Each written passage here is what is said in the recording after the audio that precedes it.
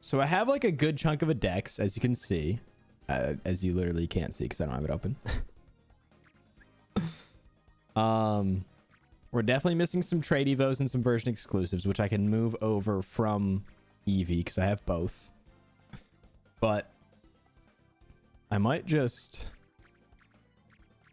if I haven't already synced my Kanto dex, let me check, which I now have to go on the mobile app to do, because that's how compatibility should work across these things.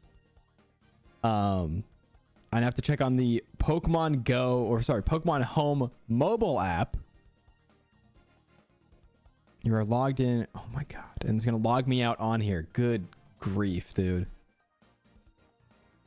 Oh, okay. Let's try this. Let's try this. Now I got to do it to update. Okay, apparently I was not prepared for this stream. I thought I was relatively prepared. Apparently not. Yeah, I've complained about it a lot in the past, but the fact that the Pokemon Home app and then the Pokemon Home, I guess, on iOS versus the Switch, the fact that it's like different and has different functionalities is so crazy.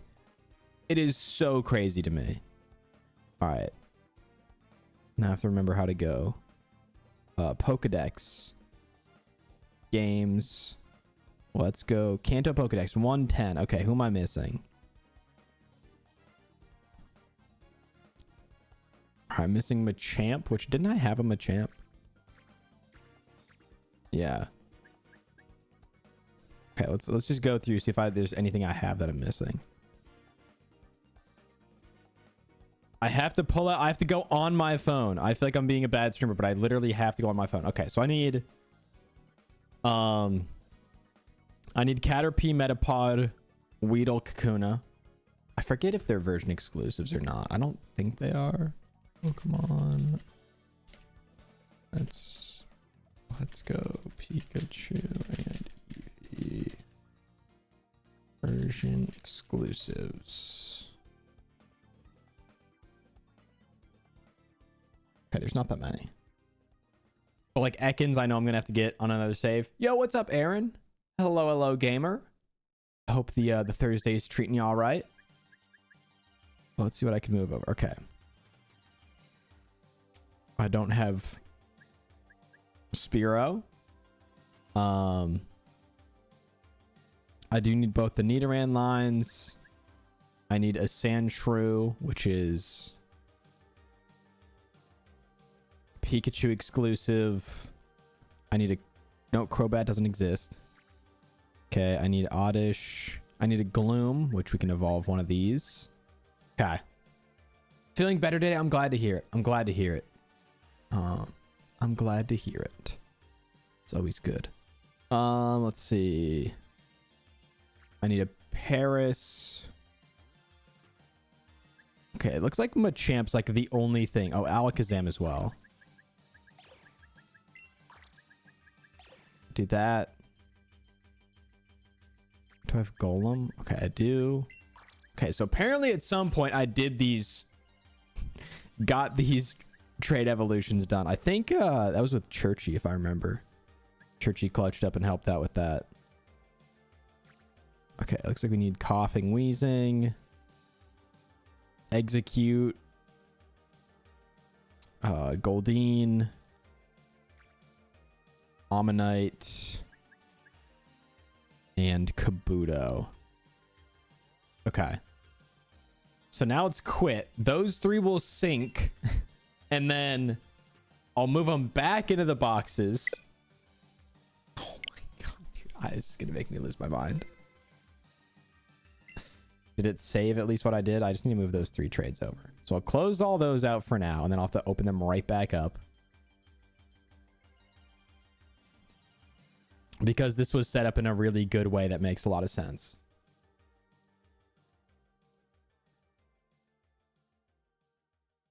That noise gave me anxiety.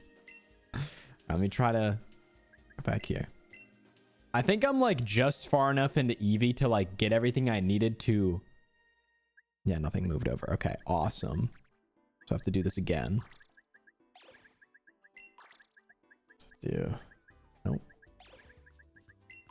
this, and then after I move all these over, I'm gonna move them back, and then I'll open my phone and use that as a guide to get the rest of the decks done. Dude, this is a nightmare. This is a genuine nightmare. I thought this would be like, oh yeah, we just boot it up, catch a couple Pokemon, sync them up, and we're good. And I'm doing this to get a goddamn piece of of hardware. I could just go to Home Depot to get a Meltan. They sell those things for like 40 cents. But no, I need to do all of this. I need to go through the whole, and of course it put everything out of sync. All right, you three are just going back over here. This is crazy. This is crazy. I'm gonna crash out. It's early and I'm gonna crash out. You get them. Yeah, there's a Meltan BOGO. Shit, chat. You could probably steal those things. Just whoop, slip one right in your pocket. I mean, of course, never. Don't steal from a huge corporation. That'd be awful. Worst thing you can do, actually, if you ask me. But like, what are we doing? What are we doing? What are we going through all this for? No, instead I bought two $60 video games, and have two separate apps that have the same name but different functionalities. Oh man, the things we do for love, chat. My love of the Pokemon Company really killing me right now. Okay, let's have that open. I guess I could have just used both of these. I always forget that you can just use both. Okay. Why is it so loud? How's that? I think once I get into the game, do I have the sound turned down? Feels like I should. Why are those so loud? Why is that so loud?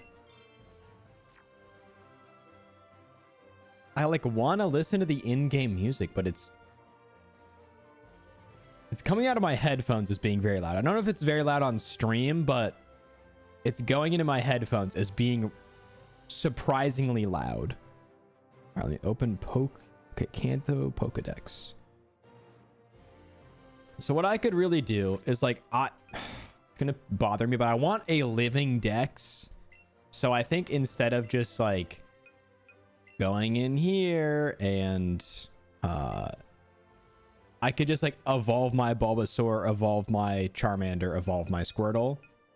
But I think I'm just gonna go catch those. There's special spawns on a couple different routes. That's easy enough to do. If we just go into the forest as well, we can get what we need from this. In the meantime, let's be cool. And we will put... Where is it? I know it's somewhere in here. I literally saw it in Pokemon Home. There it is. Add to party. Okay. I think first things first. So let's go to the Viridian Forest. Get things kicked off.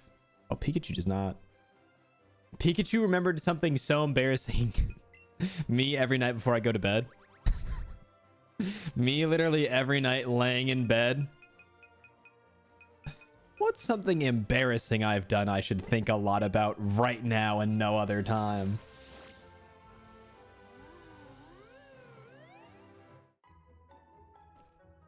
Pikachu is a woman. Let's go. This is huge. Also, hell yeah. All right, we got Shiny Rapidash. It's probably my favorite thing about this game is literally the fact that I can just use Shiny Rapidash. Also, chat, let's do a little prediction for today. We'll do this for while I'm getting the dex, because I might actually just do shiny hunting after. Do I find a shiny before I complete the dex? Question mark. I will give you like 20 minutes to predict on this. We'll let this run for a while. Again, I might do some like very intentional shiny hunting after, but for the beginning, I'm just trying to catch Pokemon for the dex. And I'm going to do it where I catch multiple of each Pokemon because I want to complete a living dex. Again, I'm going to be looking down over here a lot because that's where my phone is. I did when I was trying to do the decks in this game, so it's definitely possible. I know. I have the shiny charm. I'm like 100% certain I have the shiny charm in this save. Yeah, I have a shiny charm. So our odds are like decent. Our odds really aren't that bad. Didn't have charm, but just got a random Venonat. I need a Kakuna. I need a Kakuna. I need a Weedle. And then I might just chain Caterpie. I got a shiny Dratini during my dex completion. Oh my god, that reminds me. If you're kind of... Honestly, first of all, that is one of the best shinies in this game. But if you haven't, this is crazy. This is like, I want to say old James lore. It's really not. It's just one of the first videos I made on my channel. I made a video called I released the worst shiny Pokemon in Let's Go Pikachu and Eevee, which I actually thought was a good video concept. Sorry, I released my horrible shiny Pokemon. I'm going to make you guys deep dive into some lore real quick. But the, which also Pax cooked on this thumbnail. Pax made this thumbnail. It is genuinely a banger. Genuinely a banger. But here's old James. And we'll let him take it away. But what I want to get at is my magnum opus of this video is I released a Dragonite because I think that Dragonite is a terrible shiny.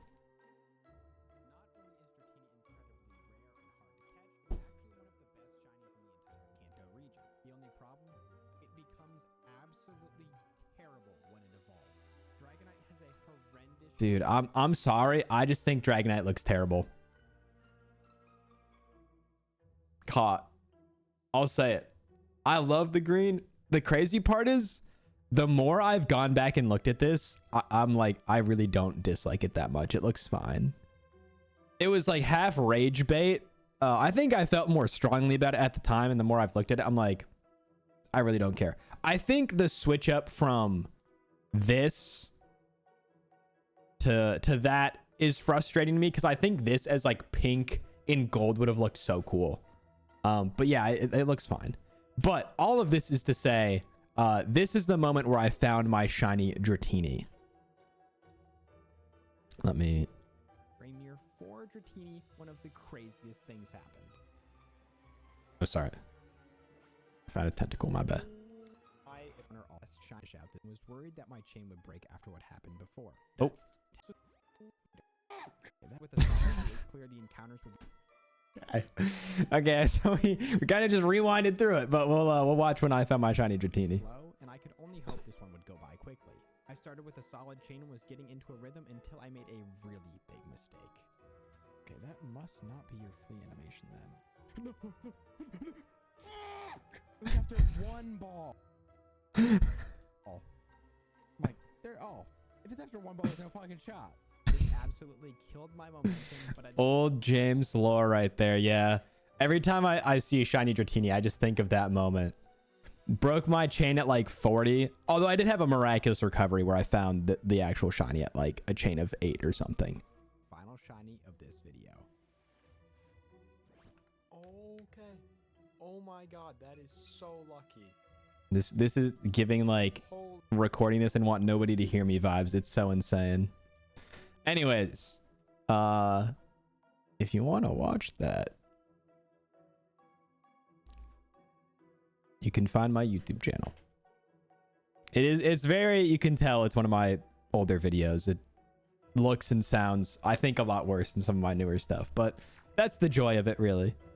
Okay, we have Oddish. I do need this Weedle. Then we're going to chain Caterpie. We're going to get 11. That'll spawn in a Bulbasaur, if I remember how these games work. But pink Dragonite would have slayed. Also, if you want to see a pink Dragonite, check out my redesigning shinies video. I'm just chilling. This is all my stream today is just a broadcast promoting my YouTube channel. That's all it is. It's all just promo to watch my YouTube channel. Exclamation mark YT. But no, genuinely, I think Pink Dragonite would have looked so cool. But that's all right. I can live with it. I can live with it. So, dude, it's a level 7 Weedle. How can this be that bad?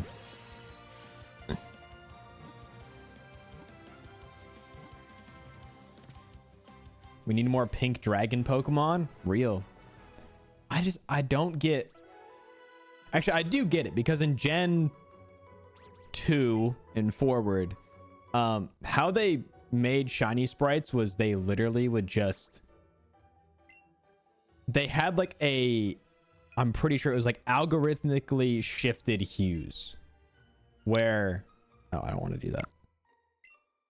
Return the ball. Where like. It was just a standard mechanism for just shifting the color palette of Pokemon when they were shiny, because the games were made on hardware from 1999 and they didn't exactly have the space to have like massive alterations to their shiny forms. So that's why there's like a huge chunk of green shinies or like pink shinies. It's just because when you shift the hue of something, of very commonly colored Pokemon, you just end up with those colors. But the fact they changed it kind of sucks. All right. I actually need to go here and I need to take all of these out of the party so none of them evolve. So. Move Pokemon. Oh, can I just. I actually like don't know how to. Yeah. I have to just relearn. I have to relearn how to play this game. It's like, oh my god, it's literally just like playing Legends Arceus. Like every time I boot that game up, it's like I'm playing it for the first time. Truly. My neighbor's dog is whimpering. I feel so bad. I literally can't do anything but sit here. That stinks. That's always tough when you hear like a neighbor's pet just like really upset or very vocal, and you're like, I want to help, but I can't. Especially when it's like whimpering too. If it's just like barking, you're like, oh, that's kind of just annoying. But whimpering, you're like, it always makes me think of the the old video where it's like a dude walking by a storefront. And I think there's a cat in there, and the guy just goes, I'm gonna get you out of here. I promise you, I'm gonna get you out of here. If anybody knows what I'm talking about. Can I find that?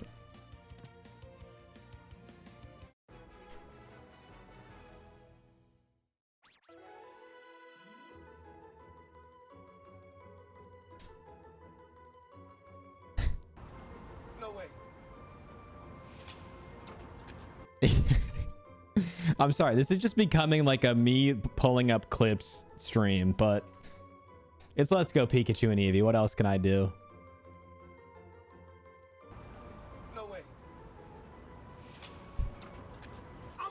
You out of here. I promise you, I'm gonna get you out of there. You don't belong in there. That's just gonna be Julia looking at their neighbor's dog.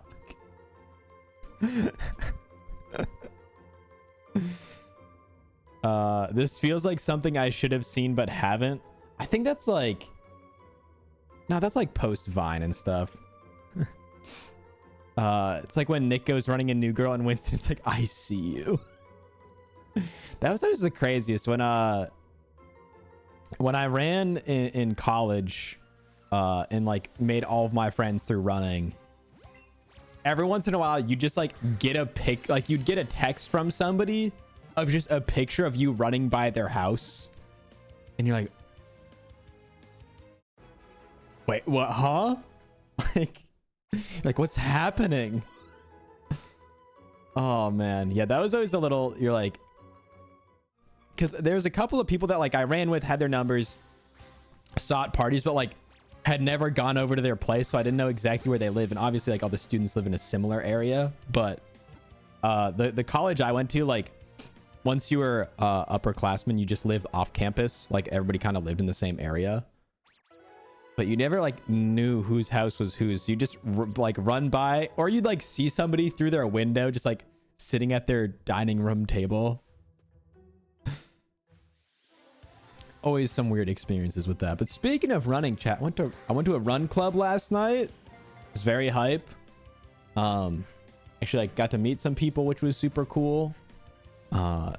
Ran way faster than I probably should have, so now my legs are very sore, but it was a good time. I'm very happy I went, and kind of got to like run around some cooler areas and like places that I feel like I wouldn't normally just like choose to go for a run where I'm at. So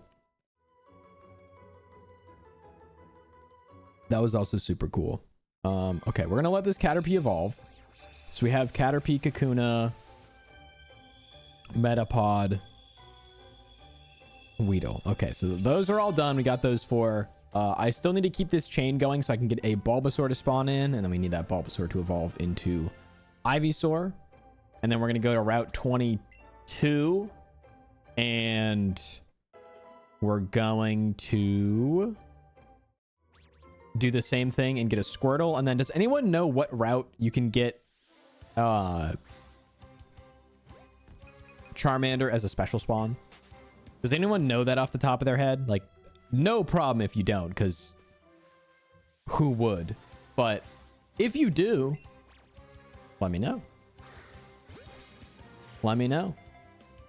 Also, chat, at this run club, I was running with a couple other people and kind of struck up a conversation, and they were asking me like, oh, how old I am, and I said, and they're like, oh man, you're so young, you're so young, and these dudes are like literally 30. I'm like, you're not old, homie. Like, chill with the self-unk accusations. Also, I see a Bulbasaur at the top of the screen. But I was like, I made a joke. I was like, well, because one of them said something along the lines of like, oh, it's like talking to my younger self. So I'm literally just, I feel like I don't look or sound anything like them, but they're like, it's like talking to my younger self. And I was jokingly asking like, oh, do you have like any advice for your younger self?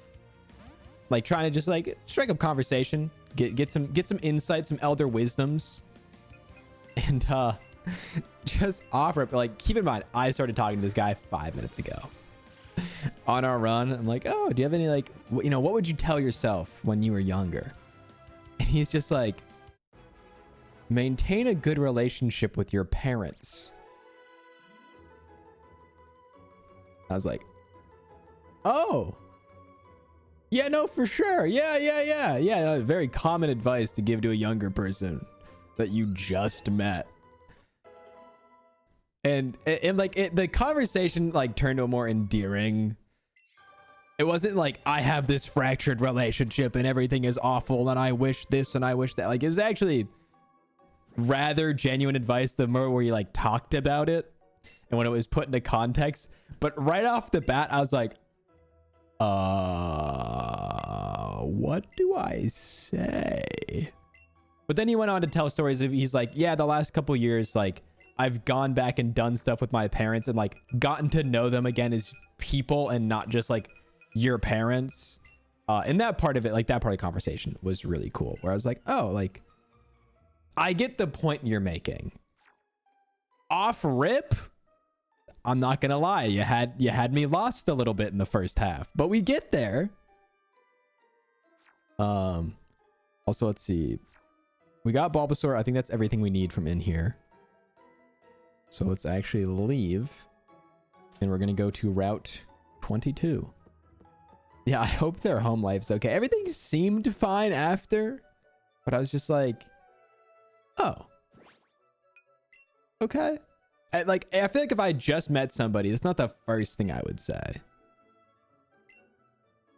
But hey, to each their own. I asked for advice and they gave me advice. Can't blame them for that. Also, it spawns in the grass with Mankeys and sand shrews. Okay, I do need a sand shrew, so that's kind of clutch. Oh, I also need a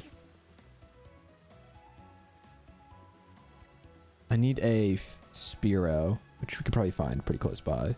I also need a Pikachu. How do I not have a Pikachu? Can I take... Well, hold on. So is Pikachu in my boxes, or do I have to like go catch another Pikachu? Can you transfer this Pikachu to home? So I have an Arbok in this save, and I don't... Okay. Anyways. I don't think so. Okay, so I need to actually catch a Pikachu. Partner cannot be traded, but can I catch one somewhere else? Verdian Forest. Okay, well, that's awesome. It's just a 5% spawn. Shit. Okay, well, we'll go back for that. That's fine. That's fine. We can also just do that in Eevee. Not a big deal either way. Well, let's go up here. We have to do the same thing and get a Squirtle. I don't know what I can chain up here to get there.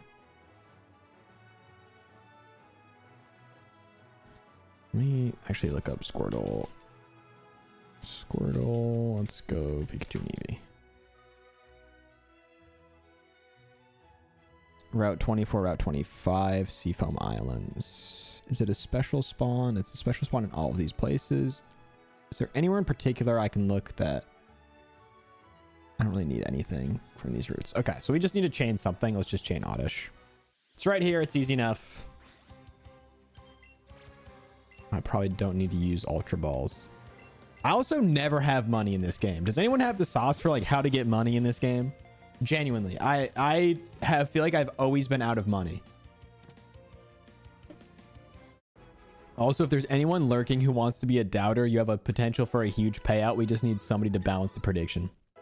Sell all of my candies. The thing is, I feel like I'm always doing that, and it's like I'm still out of money.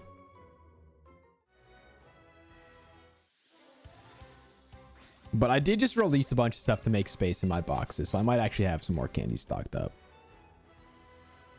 Like, my ass is out here still babysitting the Slowpoke in Pewter City because I'm so strapped for cash in this game. I only have 30 hours in this game, and I only play it against my will. I feel like these games are fine. Okay, I'm just going to change Venonat instead, I guess. These games are fine. I don't have any, like, big beef with them. I just... Again, I don't go out of my way, and whenever I'm thinking of like, oh, what's a fun thing to do in Pokemon? This game doesn't often cross my mind.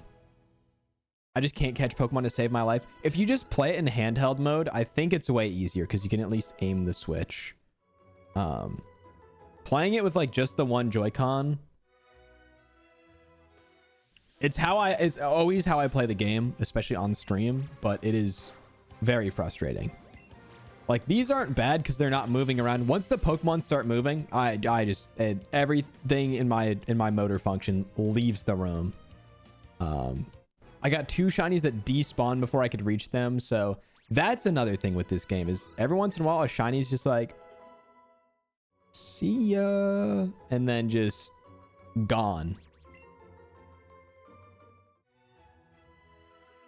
Or the like, you bump into a rare shiny, it won't get in the ball, and it's about to use like the leave animation. You're like, I just have to run from this. I literally just have to run from this if I want to keep my chain, which is very frustrating. Okay, so we need Bulbasaur to evolve. After this, I guess I could just look up where Charmander is too, because I just don't know the route. I feel like I can picture the route. And somebody said near Mount Moon, which I think you're right. It's just before Mount Moon. Why is this showing me Gen 8? Gen 7. I also forget that this game is technically Gen 7. Okay, Route 3, Route 4, and Rock Tunnel. Route 3, I need Sandshrew. I need Spearow. Okay, that works. And then I need to go back there and get an Ekans as well. Perfect. All right, but chat, how's the Thursday going for everybody? What's everybody up to? What's the game plan for today? I guess my East Coast gamers, we're past lunch. That's huge.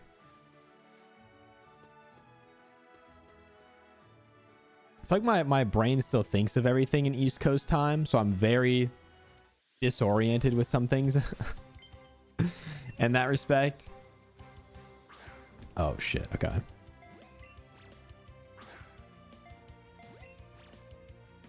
There we go.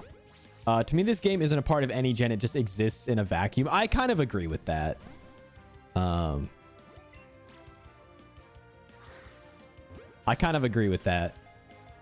I feel like this game just, like I mentioned before, I feel like my timeline of when Pokemon games came out is already so... Okay, that's the flea animation. My timeline of when games came out is already so off that I feel like I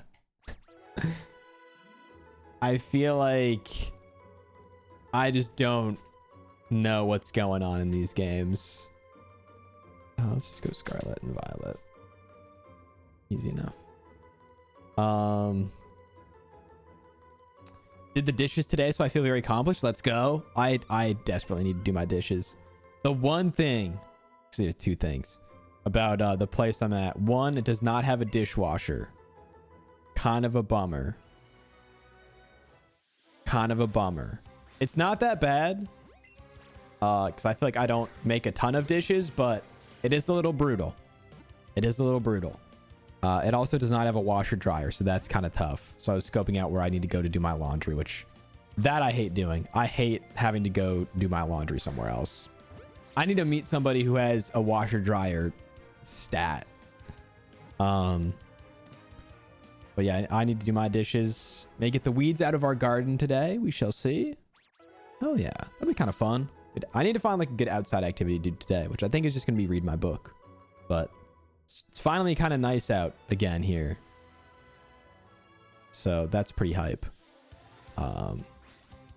Absolutely hate doing the dishes.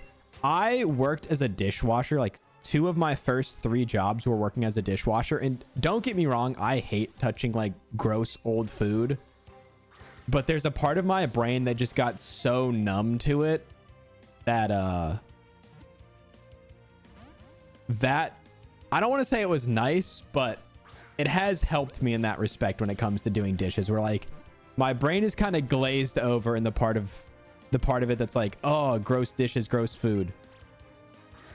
There's a little part of me that is just numb to that, which again, good and bad. But I wear gloves and cry while touching gross old food while doing dishes. It happens. It is so gross. I would give up the dishwasher before the in-unit washer and dryer. I also agree with that. I would rather do dishes than not have a washer dryer. I totally agree. Washer dryer is just too clutch. My first ever apartment I lived in had a washer dryer in unit, and I, as a young person at the time, at like 19 years old, I did not understand what a luxury that was. And I'm so sad that I did not recognize what a beautiful experience that was. Again, luckily the dishes isn't too much of an issue because there's not a lot of dishes being made. But if it was a place with a ton of people and there was no dishwasher, that would be devastating. That would be devastating. Can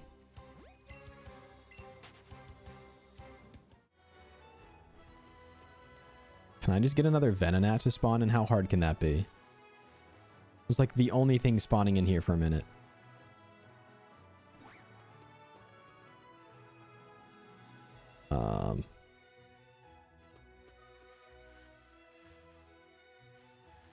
Any Venonats? There we go. My boyfriend's coworker gave us some tomato plants, so I actually have to plant those. Let's go, though. Tomato plants are hype. I feel like tomato plants are clutch. Clean the dishes as soon as I'm done eating. Like, I rinse them so there's no leftover gross food. That's what I do as well. I'm like, at least after I eat, I always have everything at very least like soaking or rinsed off to a good extent. Kind of get the big stuff out of the way. But I have an issue with the joints in my wrists, so that's why I hate it so much. It hurts. Oh, that sucks. I'm sorry to hear that. was gonna say that's a very wrist hefty activity too. I'm sorry. That sucks. Yeah, that is brutal. But that is the way to do it. Like the second you're done. Also, if you're cooking something that takes any amount of time and doesn't require like attention every second that it's cooking, just do your dishes while you're cooking. It's so clutch. It is so clutch. It's the best advice I can give. Clean up and do your dishes as you're cooking. Makes life so much easier. It's also your flea animation. Probably my worst sensory nightmare. I usually end up washing my hands like 20 times doing it. That's how I am when I'm cooking anything. If I'm prepping any food, especially if it's like raw meat, I wash my hands. So like literally anytime I touch anything, I wash my hands. I always am washing my hands when I'm cooking or like prepping any food. I get so finicky about it. Again, probably from just working in a kitchen and being like, wow, some of this is kind of gross. So like not a bad trait to have as far as food safety goes, but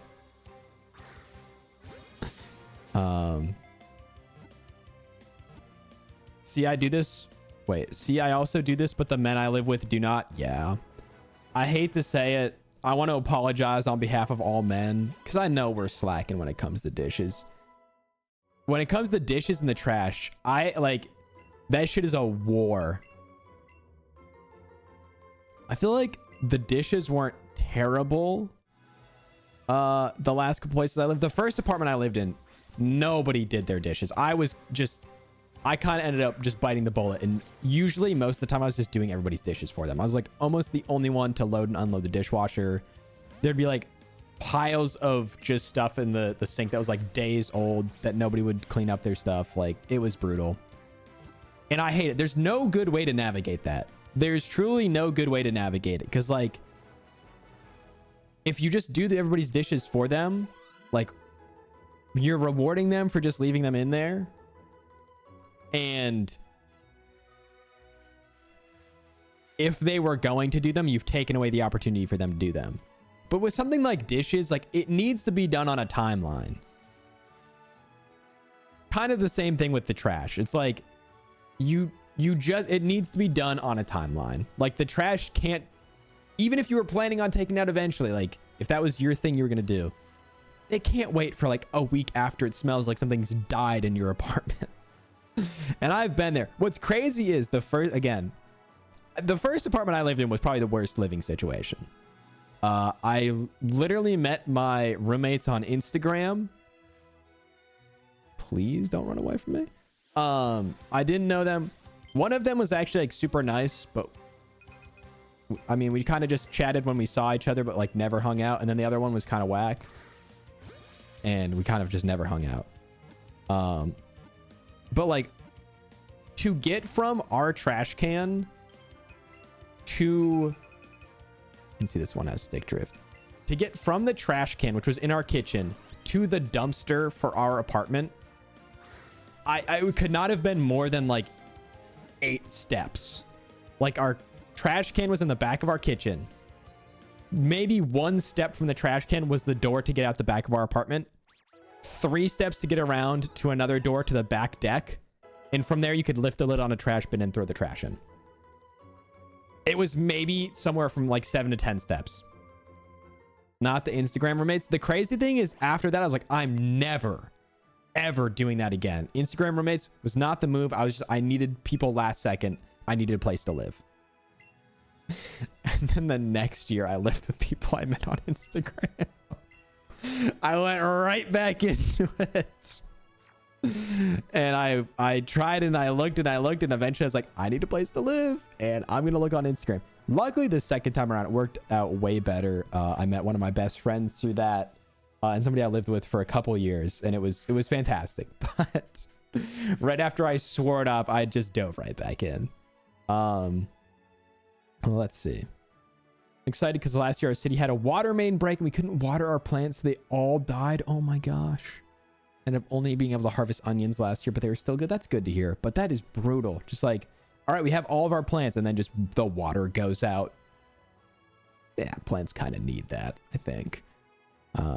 Okay, we've caught our Squirtle. That's good. Let's go to Route 3. Something unpleasant happened to Pikachu. Pikachu's been going through it, low key. Pikachu's been going through it. Over here. That's fine. We have to walk like a block away for our dumpster. That is brutal.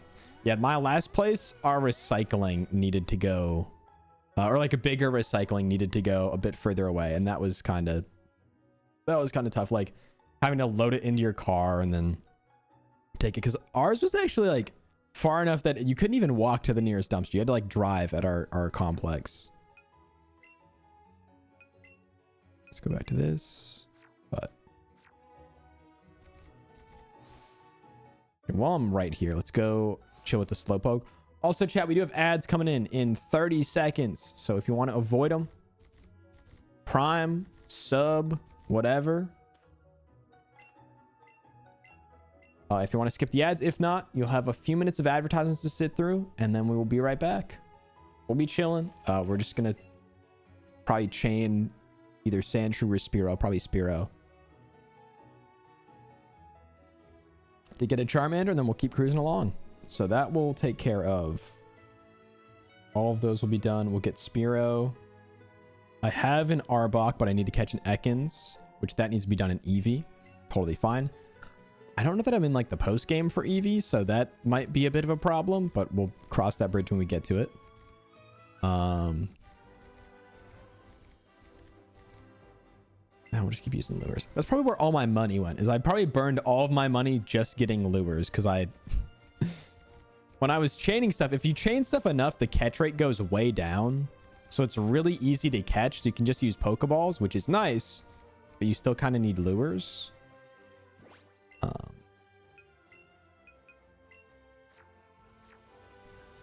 Okay, so we need a Sandshrew, right?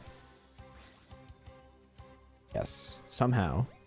I don't already have this. Yeah, the fact that like a lowland Sandshrew is in this game blows my mind. Yo, T1 Charmeleon, thank you for the raid, gamer. How's it going? Welcome on in. Of course, ads are about to run, so my apologies. But how's it going? I hope you're doing so well. Thank you for the raid. And how was your stream? What were you up to today? Welcome, welcome, raiders. My name is James. I am a Pokemon variety content creator here on Twitch. Let them watch the ads. What's up, Dagger? I hope you're doing well. Welcome on in, gamer. Yeah, I'm a Pokemon variety content creator here on Twitch. I play a lot of Pokemon. I also play a lot of other games. But I hope you guys are doing well. Today... Oh, it's... There we go. We'll let Squirtle do its thing. T1 Charmeleon, thank you so much for the follow. I appreciate that. Thank you, thank you. I hope you enjoy the content. And thank you again for the raid. But right now, I'm working on filling in the gaps to complete my Kanto Pokedex, so I can get a shiny Meltan, which I'm kind of not that thrilled about, but I want to just have the Living Dex done for this game, so we're doing it. I kind of went on a Living Dex kick a while back, so we're trying to just keep that momentum going. Or I think I completed Living Dexes in... So should I just be chaining this, I guess? I completed my BDSP Living Dex, a Sword and Shield Living Dex. Actually, I'm really close with my Sword and Shield Living Dex. Gonna do Let's Go Pikachu and Eevee. Squirtle, my mortal enemy. Yeah, I guess if you're Charmeleon, that's fair. I don't know the ads. I need to get Turbo. I'm starting to think about it. Somebody mentioned Turbo the other day in stream, and I'm kind of just thinking of biting the bullet and getting Turbo. I'm kind of thinking about it. Do we have any Turbo viewers in the chat? And if so, do you think it's worth it? I mean, how much is Turbo? I feel like if you just if you're literally subbed to like 2 or 3 people, Turbo is just worth it. Because I feel like it can't be more than like 10 to 15 bucks, which is what, 3 subs, 2 to 3 subs, and the sub prices just keep going up anyways. So like, if you watch a lot in general, it's worth. Yeah, I do probably should probably watch less, honestly, but I do watch a lot of Twitch. Like, pretty much anytime I'm doing any sort of like task, I just have something playing on Twitch in my headphones. Twitch or YouTube. I am not alone with my thoughts. I am not alone with my thoughts. That shit's scary, dude. That shit is scary.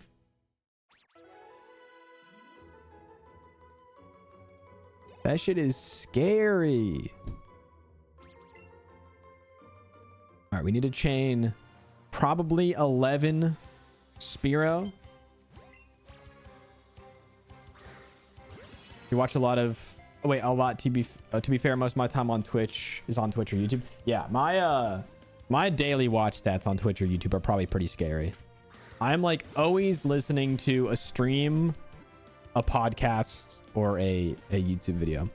Welcome on back again, Charmeleon. Thank you for the raid. I hope your stream went well. What were you up to today? I hope it was fun. And also, raiders, if you need a raid and run, raid and rest, screen break, you know, if you need food, water, any of that, feel free. And especially for Charmeleon, I know streaming can be tiring. It takes a lot out of you. You know, many people say it's the hardest job in the world. Many people are saying this. But if you do need to take a break, feel free to. But if you want to stick around, lurk, watch, whatever, I'd appreciate it. We're going to be hanging out for a while here today. Again, we're trying to get... I think we can get everything done in Let's Go Pikachu and Eevee in this stream. I could be wrong. I've been wrong before. I will be wrong again. But my chain just broke. Really? Oh my god. Okay. Just gonna chain Rattata and see if it's better. I wasn't paying that much attention, dude. It's good. I've been doing a Violet Surprise Lock, which was more of a scavenger hunt. I've been seeing a lot of people playing Scarlet and Violet recently. And again, that's a living dex I think I need to go back to. I want Shiny Meloetta for no reason other than I want to say that I have Shiny Meloetta. And I know eventually if they take that away, I'm going to be like, I should have done it. I should have just done it. So maybe I'll wait till the Switch 2 comes out and then I can play the enhanced version. Because that would be really hype and hopefully run a lot better. But I think eventually I will make my return. As much as I have said I never want to play that game again, I think if it's updated and actually runs well, I'm like more than happy to try it out again. I don't know that I'll take on anything like insane. I mean, a living dex is pretty insane, but I also have, you know, hundreds of Pokemon already in those games. So it's not like we're starting from scratch, you know. We'll think of something to do with that. Okay, and I just need more rats now. Dude, there's so many Pokemon. Golly. No rats, though. Where are all the rats at? Where are my rats? Where are my rats at? There's one. All right, we need a chain of 11 again for a Charmander. I somehow don't have any of the middle evolutions. I do have the charm in this game, but I did the classic thing where I didn't get a living dex. I just caught one, evolved it all the way through. And that is how I registered every single dex entry in this game, seemingly.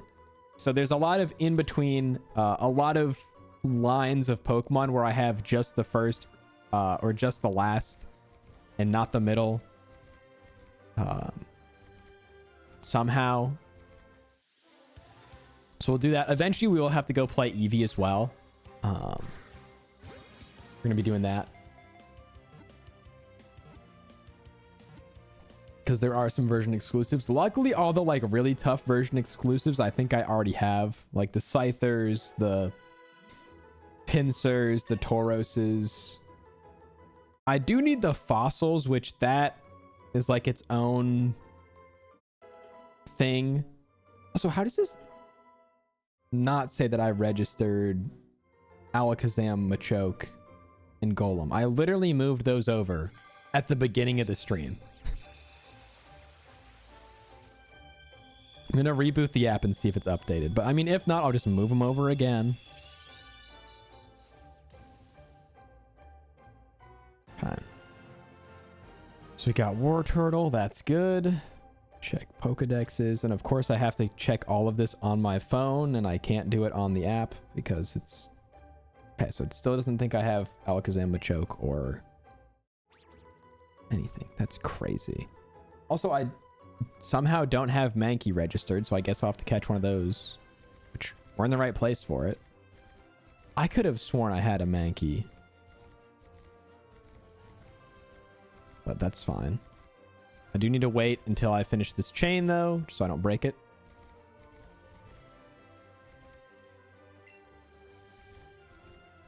I don't know that I need a lure for this, but okay, see, where was this when I was chaining Spearow? I'm chaining Spearow and there's nothing to be found. I chain Rattata and there's 4 Spearow just flying around. Okay. Now that's chill for sure. Rat. There we go. This is what we needed. I'm going to pay a little bit more attention this time around so I don't miss their flea animation.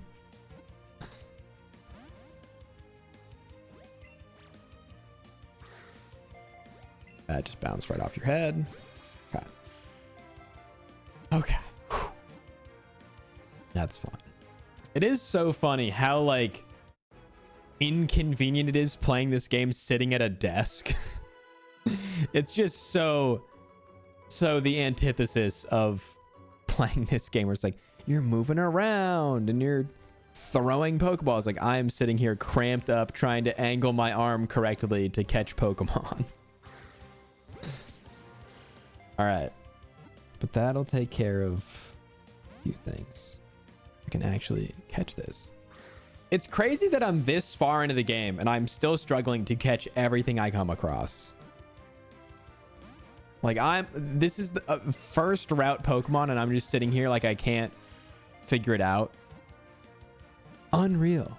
It's unreal. Okay, thank you. I know I could like use raspberries, or I could just buy Great Balls and Ultra Balls.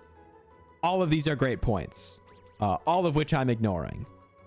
But it just feels like catching a level 7 Rattata shouldn't take that much effort. And maybe that's where I'm mistaken. But maybe they spawn more over here. I don't know.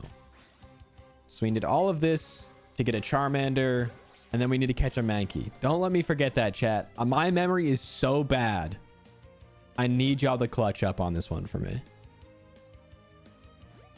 I need y'all to clutch up on this one. And just like once this chain's at 11, be like, get a Mankey, dummy. Already forgot. Honestly, me too. That's how it feels like how my brain works at this point. Oh my God, dude, you're level 9. How is it this tough? How is it this tough?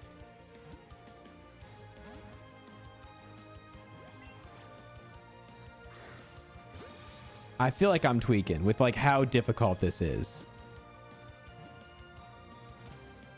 Okay.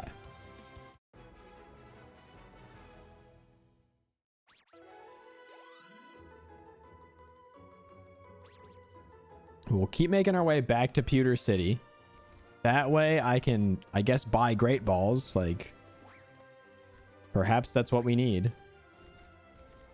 I also just feel like this game is so zoomed in for some reason. I feel like I have a hard time navigating around stuff. Anyways, let's go in here. Sell everything I own. So I somehow still have no money. Okay. There we go.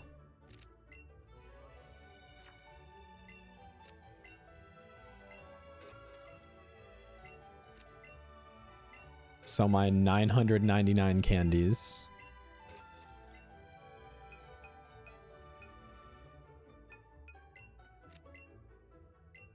Okay. It's kind of it. But 39,000. That's honestly, that's not even that much. As you can see, I also have stick drift, which is great.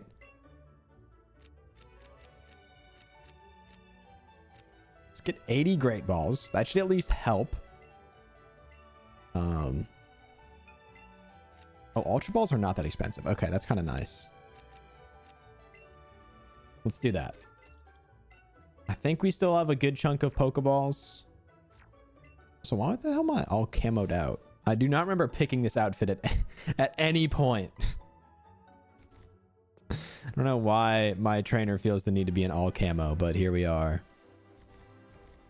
It's a fashion choice. It's a fashion choice for sure.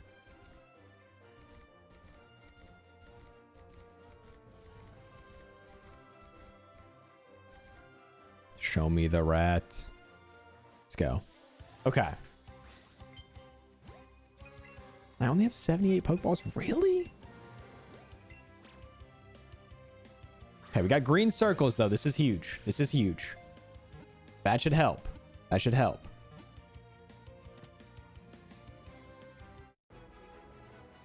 Okay, what are we at? I think we're at a chain of like 8.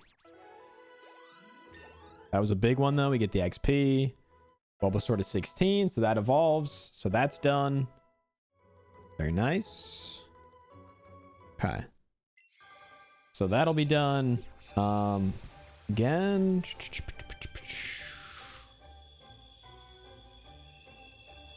We have Spearow. We need to get an Ekans. I have Arbok in this save. We need to get a Pikachu. I can do that later.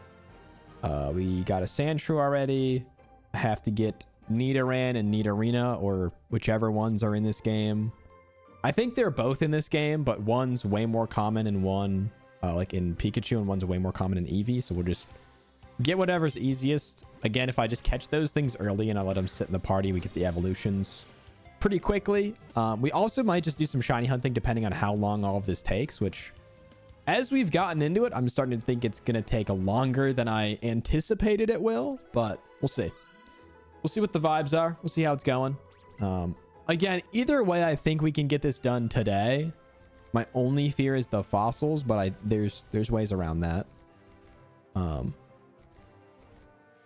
we can worry about that in a little bit.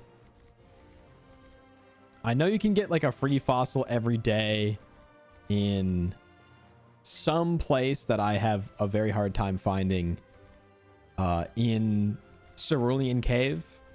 And all I remember of this is, I don't know if many chatters were here for this. I did a Professor Oaks run of Let's Go Pikachu and Eevee in one stream.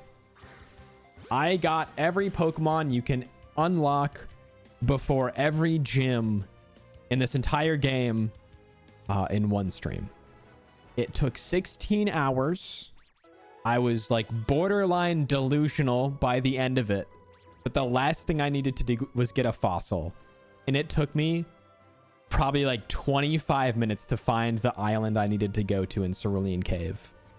Yes, Julia, every day there is there's just one spot in Cerulean Cave that will spawn a fossil. And I believe it can be any of the 3 fossilized Pokemon. Like, I think it can also be the old Amber, not just the Dome and Helix fossils. If those are even the right ones. But I think they are.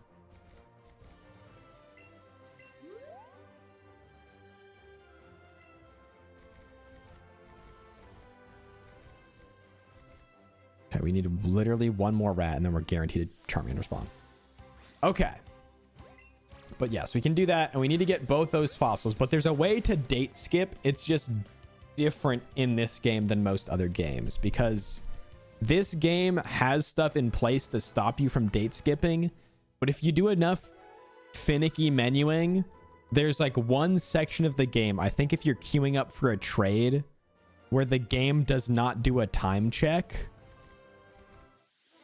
and you can skip dates without the game penalizing you, and it will spawn items back in. Okay, there we have it. Or a Charmander. Let's use one of those. All right. I can also just check if I have... I probably have one of the fossils in my other save file, and I can just transfer that over through home. Although I don't know if I'm far enough to get to Cinnabar Island. That stupid lizard made me give up on the shiny lock. Yeah, shiny hunting the special spawns is a bit tough. Especially getting a chain going is just all-time brutal. All right, I do need a Mankey, which is right above me. I actually remembered, chat. This is huge. This is huge for me. I remembered. To go right there. Get a Mankey. We transfer that over. Again, I think next we'll backtrack to Route 22. I was going to say, I have to remember all this from the Ironmon. Oh, God. I don't know if I want to go back to Ironmon. I do want to beat Ironmon, but... Man, we were in deep. We were in deep. If I ever run it back, I'm going to do a no special spawns rule and just have a wheel decide the encounter. That's kind of fun. I will kind of want to steal that idea for Sword and Shield, because I want to do some sort of, maybe a badge quest. I don't know. Sword and Shield's a tough one for badge quests. I kind of want to do a badge quest in Sword and Shield where like a wheel picks my shiny on every route, but I want to hunt on a copy that has a shiny charm and then transfer him to a save that doesn't, or trade him to a save that doesn't, which is kind of cheese.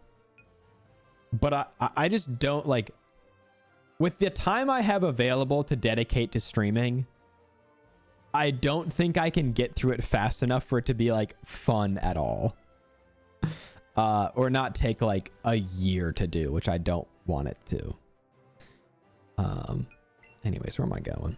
Which there's nothing like wrong with it taking a long time. Again, it makes for a very fun story, but I just feel like I get too antsy with doing different stuff on Twitch and YouTube that it would kind of stress me out more than it would be beneficial to me.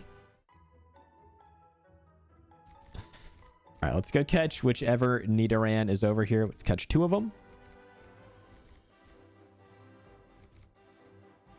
Oh, now Spiro wants to show up. Okay, bet. Check over here. But I think that's a good call. Funny enough, I have found... This is going to be like hurts on 2 fronts.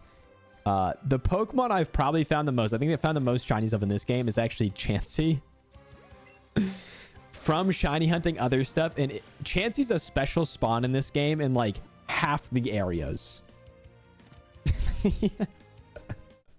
First of all, that's such a banger emote.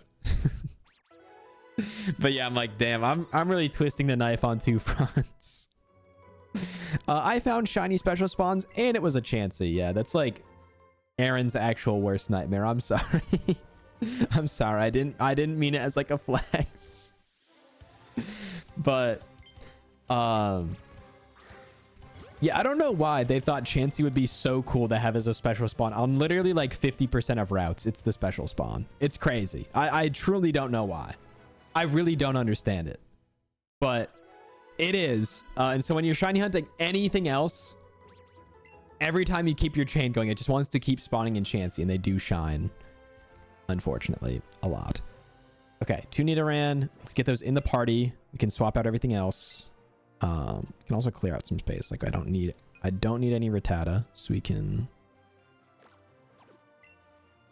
send them to the professor. Okay, I've already transferred to Rattata, so we're good there. Send.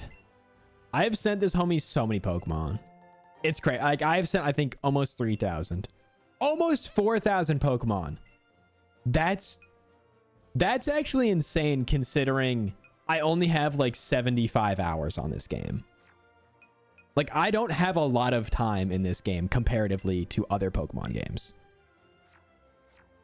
It's actually kind of absurd. Where does he put them all? I think we used to joke when I was playing a lot of this game that he had a factory that they would go to. A farm. Yes, a farm upstate. Thank you, Fungus. Fungus Fearing Cheese, how the hell are you? It's good to see you as always. I hope you're doing well. Yeah, they're just going to a farm upstate. It's super nice. It's like vacation for Pokemon. It's like a vacation for Pokemon. Okay, I love how these Pokemon are there and you can see that I clearly transferred them to home and back and it just didn't work. I actually did it twice because the first time it logged me out. But anyways. Okay, so we need to move all of those gamers. Actually, we can just get rid of this Oddish because I don't. Oh, I need to Gloom. Let's just evolve that Oddish. Do you want to send the Pokemon? No. I want to actually add it to my party, in fact. Let's get Venonat out of there. Venonat I can actually ditch. Sorry, Venonat. You can get sent to the professor. Okay. So there's that. We need to move. I'm trying to make it so I can just transfer them as like a block of Pokemon when the time comes. So we can get rid of all but one Spearow. We need the Mankey. Okay. Everything's in a row here a bit. Do keep sending me Pokemon. For what, man? Just for what? Also, is this what I think it is? Sorry, Aaron. Sorry. Anywho. Oh, oh, hell yeah. We get 2 of those. Wait, that's what we need. That's super easy. It's fine. It's fine with the tone that I don't think it's actually fine. It's not. I wish I could pin 2 messages back to back. I wish I could do that. It's fine. It is not fine.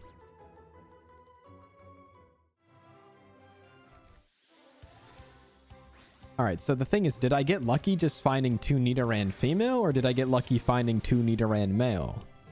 The Ponyta glue factory? Come on, man. After the week I've had, really? I'm sorry. But no, I hope this gaming is helping things.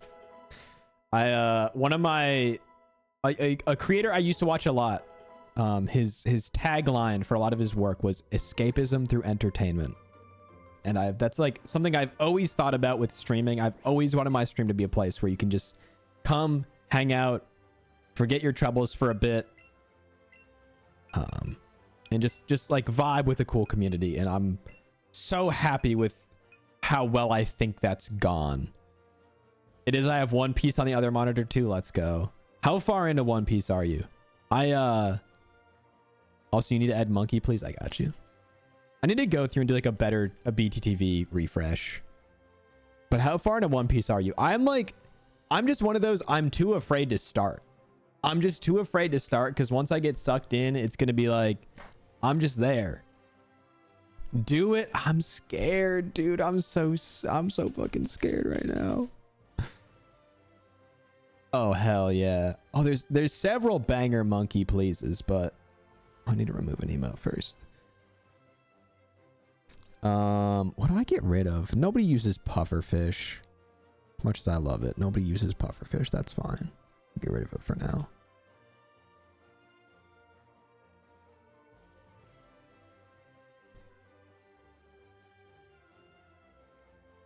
All right, Monkey, please. In a couple minutes, should be in the chat. The journey has only begun. I want to talk with you about it. We can talk about stuff. I'm so excited but scared at the same time. Yeah, I always say this with TV shows when somebody asks if I've watched something and I say no. I have an addictive personality when it comes to like media. So it's really bad for me when I find a show that I like because I won't control myself when it comes to watching it. And I am very good at letting it get in the way of the rest of my life. Like I don't have the self-control for it, which is a thing I should just develop, but I'm not good at it.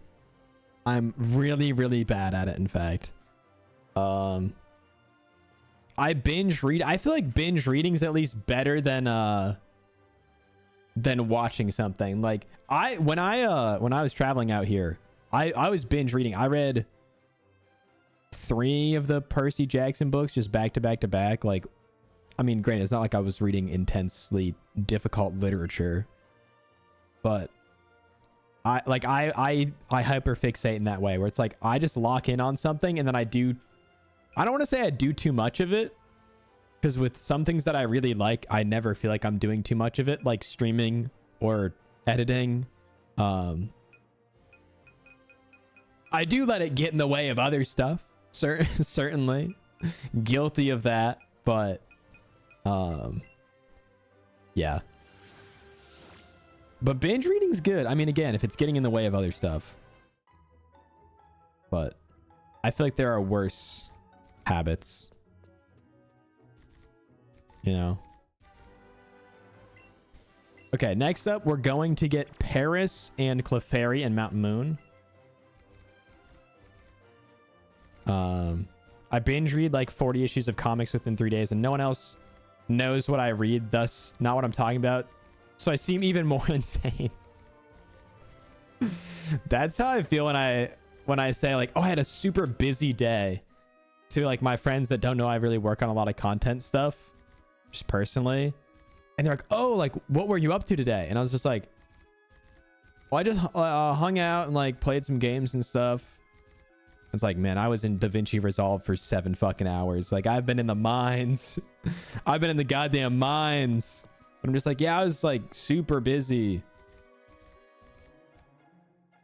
I just need to swallow my pride and be like, I like making videos about playing video games. See, how hard is that to say? It wasn't very hard to say it right then. But yet my brain goes, oh, they might think it's cringe. They might think it's cringe. Oh no. And so I just sit there and do my little thing and be like, nothing. I did nothing all day. I read a lot, but it's not the same addiction level as when I find a new game. Even if it is cringe, so what? That's the, yeah, like the crazy part is I agree with everything. Everything said. Nobody's raised a bad point. And the crazy part is I feel like I know all of my friends so well that if I literally just said like, yeah, guys, I stream and I make YouTube videos, like they'd just be like, oh, word. And even if it wasn't for them, they just like support. I think my biggest fear, truly, this might be a copium answer. I think my biggest fear with introducing my like IRL friends to streaming is a lot of them are very disconnected from the streaming space. And I'm mostly afraid of them like doxing me.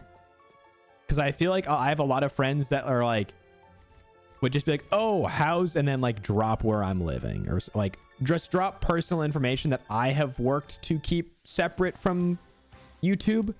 So I don't want to, I feel really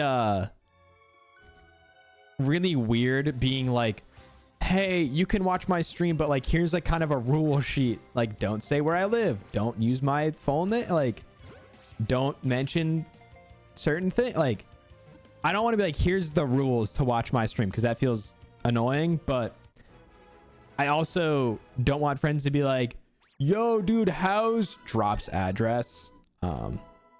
Again, I think people have common sense, but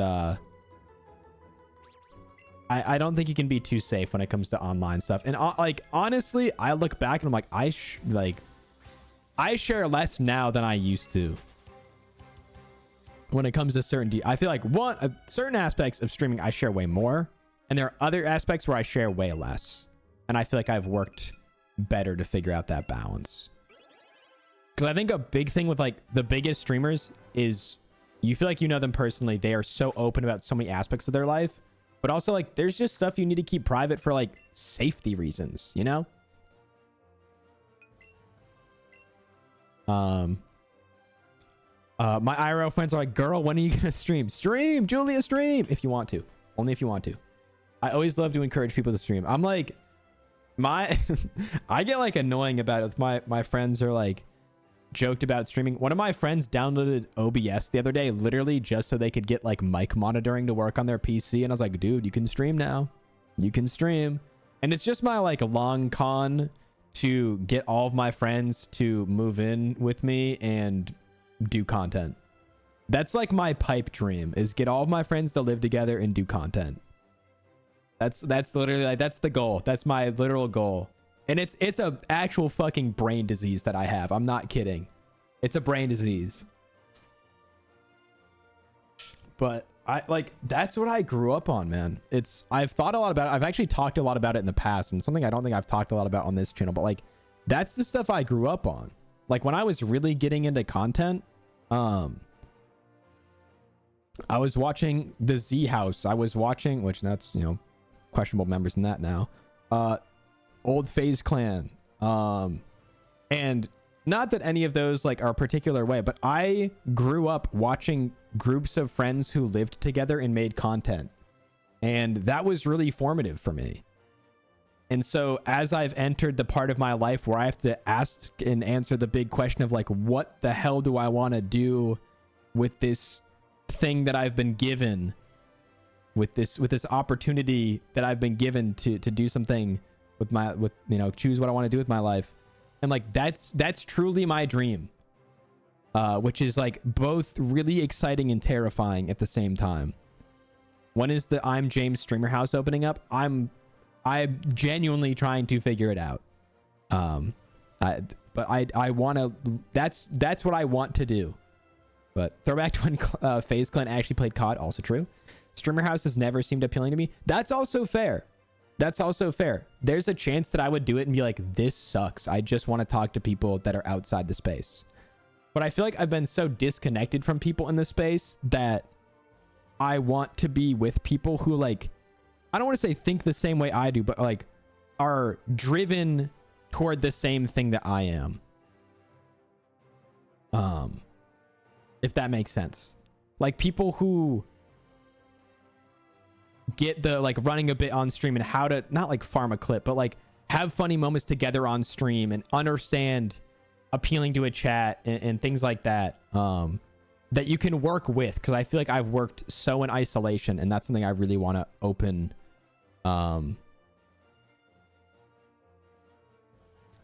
my kind of world up to a little bit more, because I feel like I stream kind of on my island and don't really collab, which I'm also just bad about reaching out for collabs and stuff, but that's me.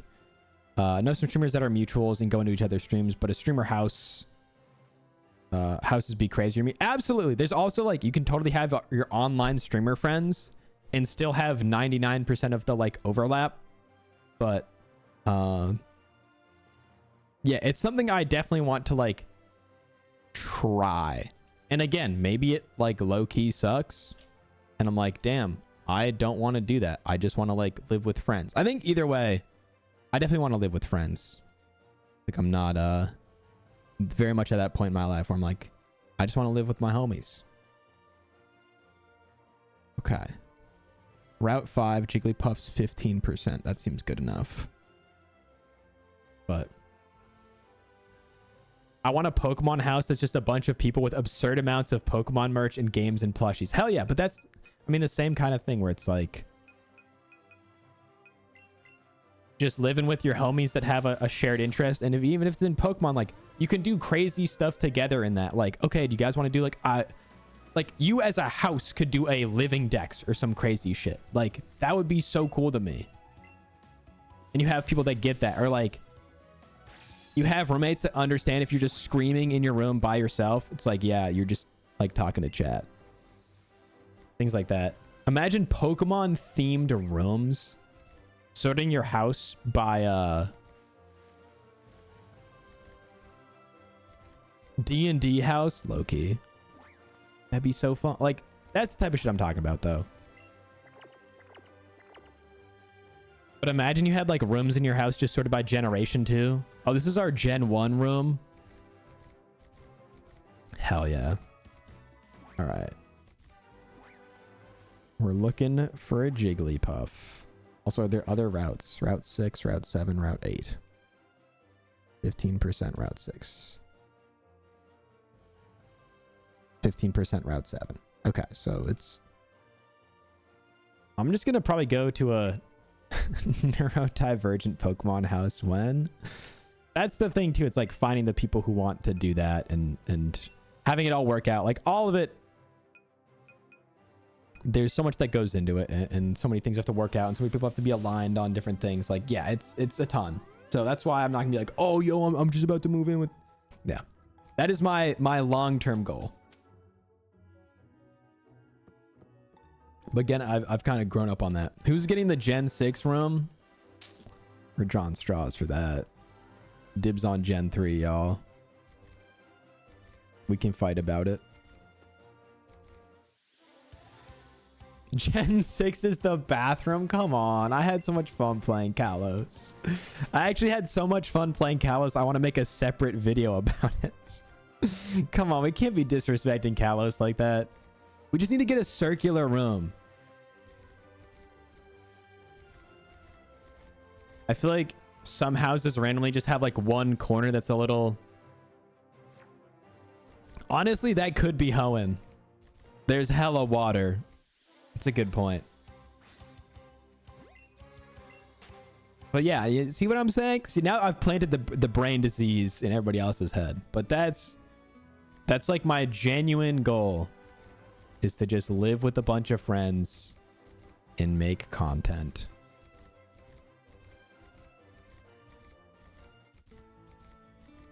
But yeah, you can just have like cool Pokemon art and nobody is gonna like judge. The the Pokemon Center website hates to see that house rolling up. They know they're about to get cleaned out. Also, is this only at like nighttime or something? I don't even think there's a day-night cycle in this game, right?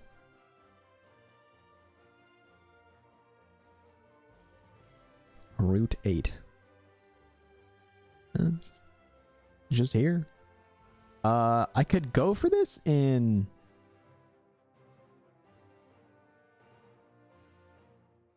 Eevee, actually, and just get Vulpix on one of the routes. Maybe we'll just do that. Okay, we got Maggie. I do need to get Jiggly. This is what Pinterest is. I'm just now learning this. Okay, let me scroll through, see if there's any like version exclusive. Okay, I need Grimer. I need to get Gloom. But I have Grimer Muck, Krabby Drowse. I mean, some of this stuff I can just get in this game because it's easy enough. We'll boot Jigglypuff to the other game. I don't think a single Kanto game has a day-night cycle except for Johto, which includes Kanto. It's also crazy that they added the day-night cycle in Gen 2 and then like got rid of it in Gen 3. I know people have probably talked about that a bunch, but like, why? What happened to it? Where'd it go? Okay. We need a Slowpoke.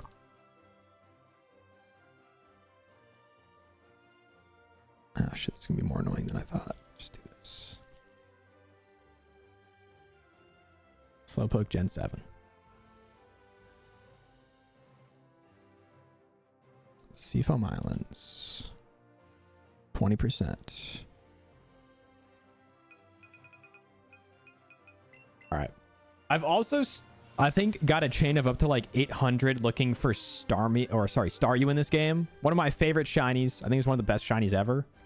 And I've just never found it. So if we get this done, which I think we're kind of on a decent track to, that is what we're going to do. We haven't fought. Crazy. It is in Gen 3, but it's silent, doesn't have different overworlds. That's why you set the clock. Oh, true. Yeah, there's Shoal Cave. I always forget about Shoal Cave because my battery has been dry on my Ruby cart for so long that it has left my mind as being a thing that exists. Shoal Cave's a scam. Thank you. It's actually cool, but like, it is a scam.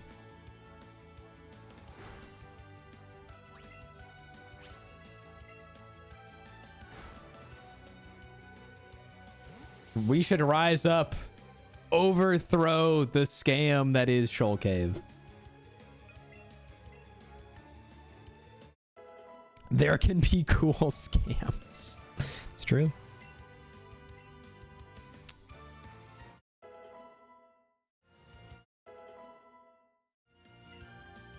Those iridescent pyramid scheme knives. Somebody I used to work with was like a part of that. Like as a kid. He was like, I just thought it was like a summer job. So I just like started selling knives and went door to door. Just trying to sell whatever those were called. It was so funny hearing about that. He's like, yeah, I didn't realize till way later that it was like a pyramid scheme. But they look cool. They look like CSGO knives. And that's cool. All right. Yeah, there's such a thing as cool scams. Absolutely. All right. The leveling up's great. I just didn't anticipate that taking time. Okay. So I guess let's avoid the trainers because...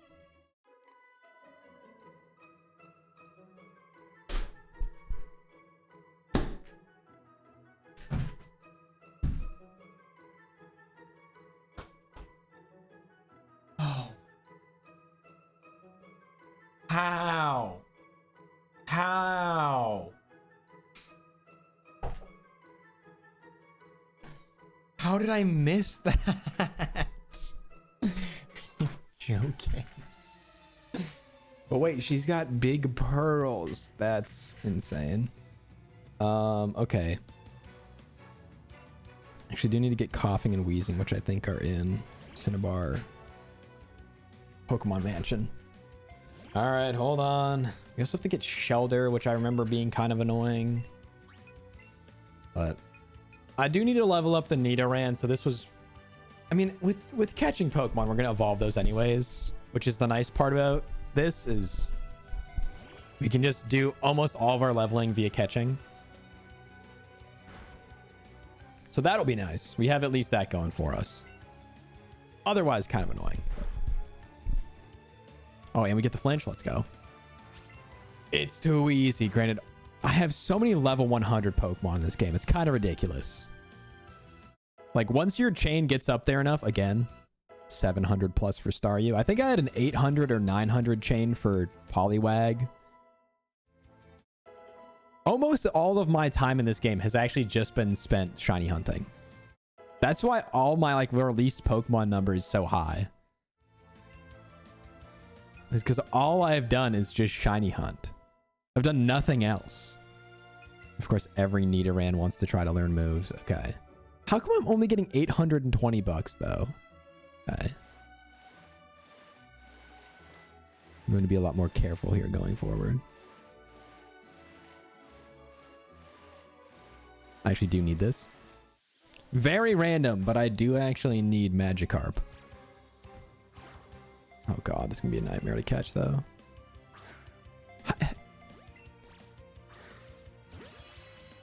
The angle you have to hold the controller at is crazy for some of these.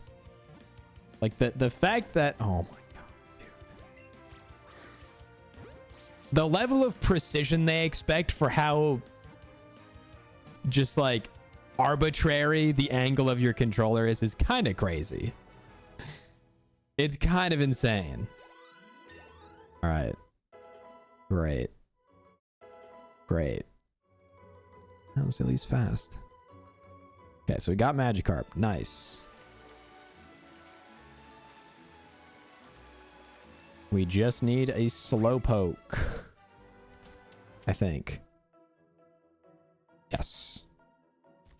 Which I can't imagine that's going to be that hard to find. I feel like that should not be overly difficult.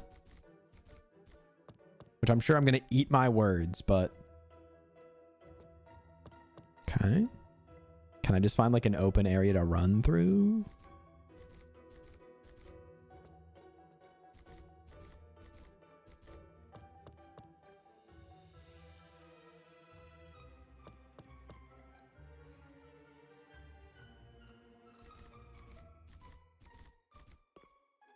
Okay, we have one Jinx.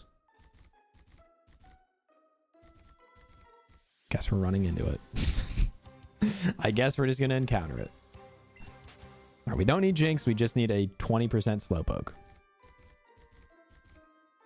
Slowpoke. Okay, it's time for me to IRL farm some. Bye, everyone. Julia, best of luck with the tomato plants. I hope it goes well. May your crops flourish in these times. And we'll catch you later. Thanks for hanging out. It's always good to see you, gamer. And we will catch you around. Good luck with the IRL Stardew Valley. Also, that was a 5% Slowbro and 5% Dugong. And 14% Jinx. But no, Slowpoke's 20% though. Don't worry. Super common. It's actually tied for the most common encounter. And we've seen everything. Yeah, Golbat, also the most common encounter. Okay. Freak on screen. Hold on. There we go. We get there.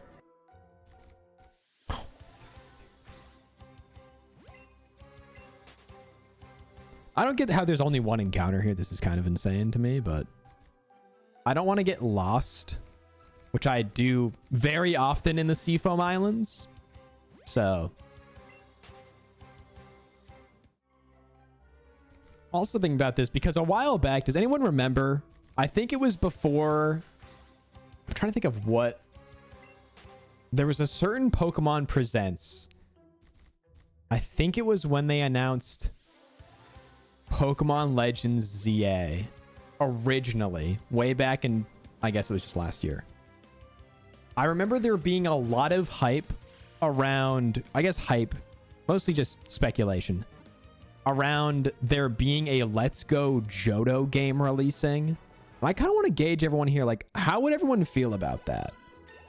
I'm not going to sit here. I feel like the conversation we had earlier in the beginning of stream, a lot of people were like, I don't really play Let's Go unless I have to. I don't hate the game that much. I think Let's Go's like fine. I just feel like Let's Go might be like the worst version of Kanto. Like, truly. For being the newest version of Kanto, it's crazy how bare it feels compared to like Fire Red Leaf Green, which came out in what, 2003, 2004. I feel like there's so much more going on in that game. Like the Sevi Islands, just not in this game. It's a way newer game. How did they not include the Sevi Islands? Like I feel like there's a lot of stuff where I just kind of scratch my head when it comes to decisions made with regard to this game. But I do think if they made a Let's Go Johto, it'd be like a fun way to go back to Johto that has updated graphics, which would be great. I think the art style and the graphics of these games are actually pretty good. I like them. I just feel like there needs to be stuff to do. I feel like that's where they kind of fell off with this game. Is like there's just not a lot to do. Like you beat the game, and then if you're not a shiny hunter, I feel like you're kind of out of options. Like I guess you can complete the decks, and even that isn't particularly difficult, though it is proving to be a little more tough than I anticipated. Is coughing version exclusive? Yes. Okay, so that's version exclusive. So coughing, wheezing, we need an execute. I don't know where the hell to get that.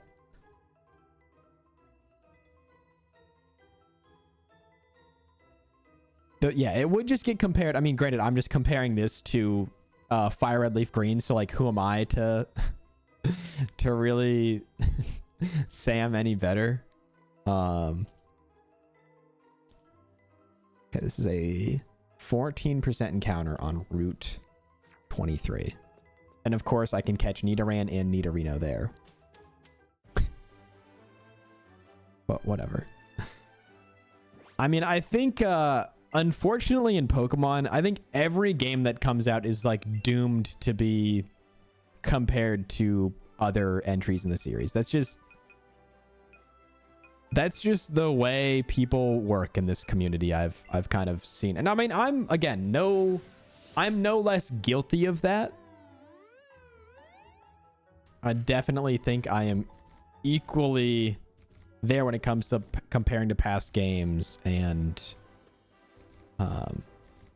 Following the cycle of like, oh, this game's not that good, or the new game, there's this and this and this. Like, I don't know. I try to separate myself from it a little bit and try to think a little bit more about forming my own thoughts and opinions. But yeah, I kind of fall into the group mentality. I grab my pitchfork, like, yeah, I collect my pitchfork and my torch, and I go march. I peepo riot. Like, it is what it is. But I don't know. I do think there's a bit of that where it's just like everything is so caught up in like, oh man, remember how good these games used to be? Like nostalgia. Oh man, I am a very nostalgic, very reflective person. I hold my memories, a lot of them, very fondly. I'm also too stubborn to catch that.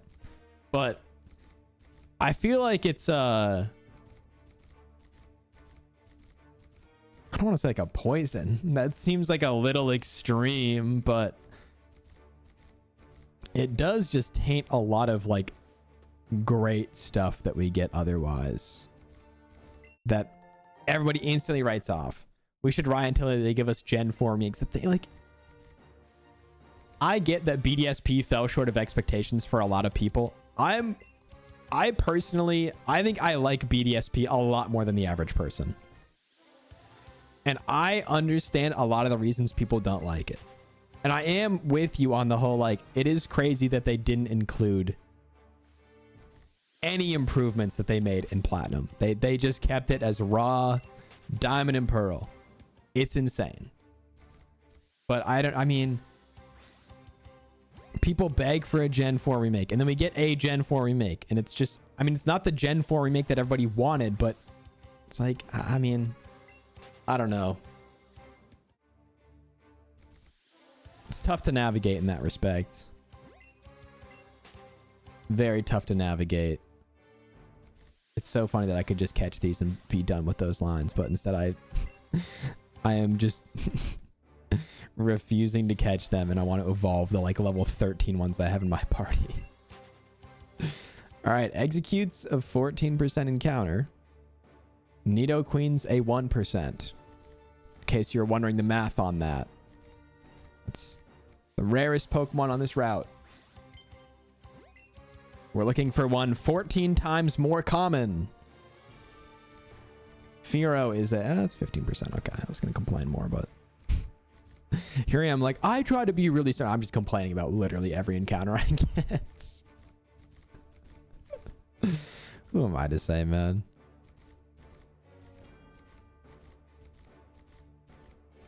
Can I find an execute, please? Yeah, I think that's very tough. And again, I think we're kind of at this point where a lot of people are like, all right, I want to see Gen 5 remakes. But like, I have a feeling that when we get Gen 5 remakes, people are just gonna be like, well, this isn't actually what I wanted. Like, pull up the chat logs. We got the evidence. Your Honor, we have the evidence right before you. I do think that Gen 5 is where people are starting to teeter on the like, do we really need remakes anymore? Because I think people are too afraid of it tainting their perspective of Gen 5. I am kind of the belief that like I don't think if you're that worried about it tainting your perspective of Gen 5, I think if you really don't like the remake, you can just, and you want the experience, you go back and play Gen 5. That, again, is easy for me to say as someone who grew up and didn't play those games when they first came out. And honestly, I wish I did, and I bet if I did, I'd feel very different about this. But I didn't play those games when they first came out. I have just learned about them retroactively, and I have slowly fallen in love with those games retroactively. But yeah, do you do black and white? Do you do black to white too? I think you have to do both, which is kind of crazy to say. I just feel like those games are so distinct from one another that I would hope we get to see both in some capacity. Again, I don't think... yeah, we just get black 3, white 3. But... because I think... oh, I thought that was shiny for a second. I think, like, if they just do black and white, people are like, oh, why didn't they do stuff for black 2, white 2? If they do black 2, white 2, people are gonna be like, why didn't they do black and white? So that is definitely tough. I very much understand the conundrum there, and am very sympathetic to it, because I think I'm right there with like, I want both remade, which I think is very unrealistic. But I think black 2, white 2 are just kind of in this realm of their own. But I do think we're gonna find that with black 2, white 2, and then Ultra Sun, Ultra Moon. Like, we're talking 10 years in the future here. But I do think that when it comes time for those games to get remade, and I think they will, like they're kind of distinctly different. I think black 2, white 2 are more distinct potentially than Ultra Sun, Ultra Moon, from my loose understanding as someone who has literally only ever consumed content on Ultra Sun, Ultra Moon and never played it themselves. But I do think you fall into that category of like, oh, do we like, what do we remake here? Oh, thank God. Okay. Also, chat, ads in 30 seconds, just as a heads up. If you want to skip the ads, check if you got a Prime kicking around. If you want to sub, it'd be greatly appreciated, but never necessary. And if not, we'll catch you after the ad break. I think we're going to wrap up a few more encounters here in Pikachu, and then we are going to head over to Eevee, and then work on some entries there. Also, just use not the Master Ball, but Ultra Balls. I don't want to have to work to find this thing again.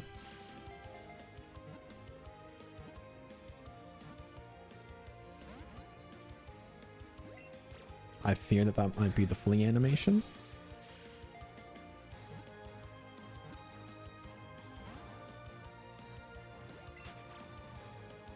Yeah. I mean, it doesn't matter because I had no chain or anything, but the fact that that took like 20 minutes to find, and right, much of it, you know, huge exaggeration. But the fact that that took a while to find, very unfortunate. And this is the only place you can find it. This is the only place you can encounter is Route 23. Give me Gen 5 so I can play them again.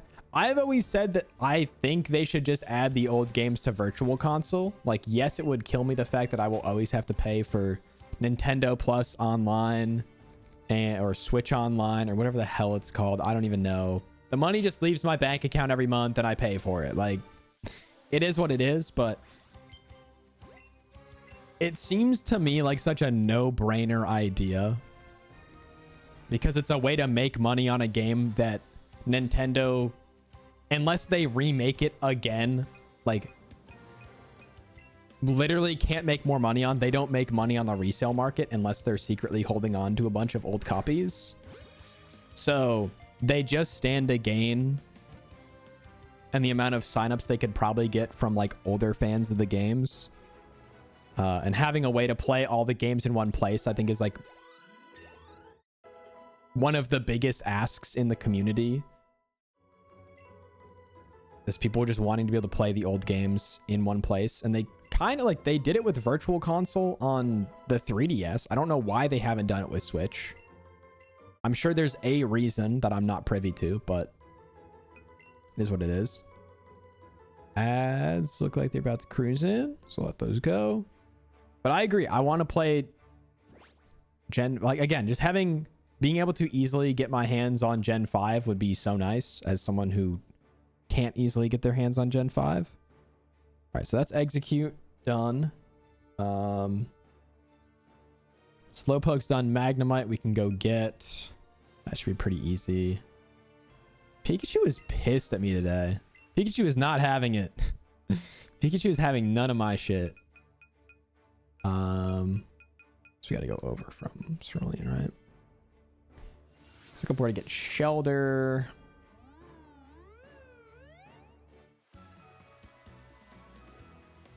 Oh, Stick Drift is trying to get me there early. All right, let's why don't I just do this?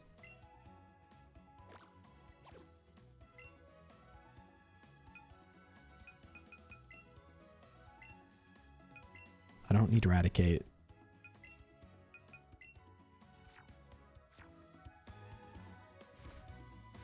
Just save some time getting over there, it feels like.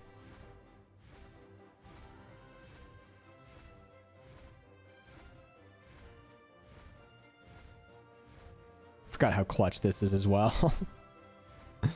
Just literally skip over everything. All right.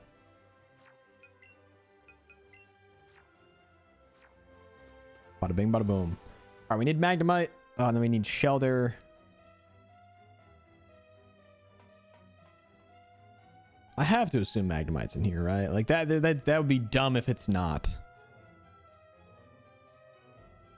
So do I still have lures active or did I run out? Might have just run out. Oh, yeah.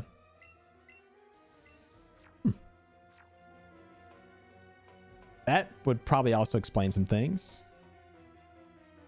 Okay, can I find just Magnemite? Same time I'm looking. Seafoam. Oh, fuck. So the Shelter is in the Seafoam Islands. All right, I thought it was in another cave for some reason.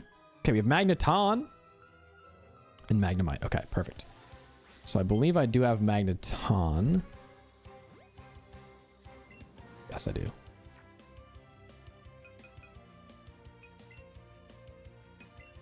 This thing a raspberry. I'm just going to waste my Ultra Balls because I can't throw at that angle. Just going to switch to Great Balls because... Like how much? It's my weak side. Throwing to the right side. Left side, I have the angles down a little bit. Right side, it's washed. Okay. Seafoam Islands.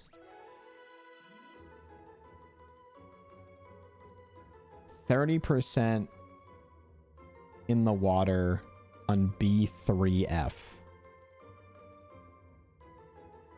Okay, so it's actually not that rare.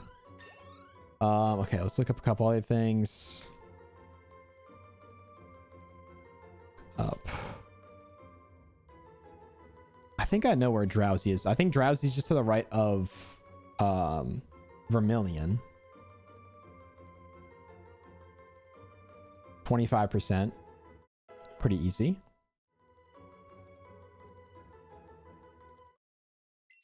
Okay, we just need one of these to evolve for each. So I need to remember to skip the evolution. I don't know why I put all 4 of them in my party. I only need one of each to evolve. Okay, so we got Nidorina. Perfect. And then we'll get Nidorino. We'll go get Drowsy. I also need Krabby, which I think is just Fuchsia City.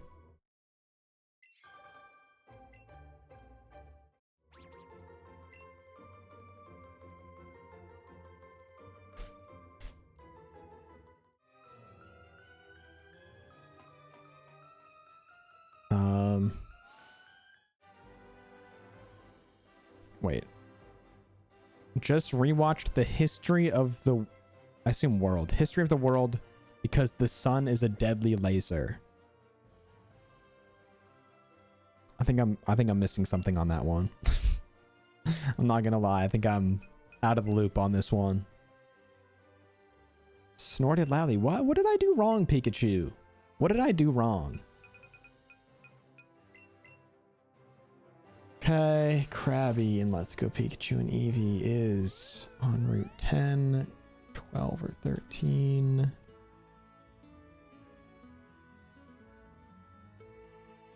Where?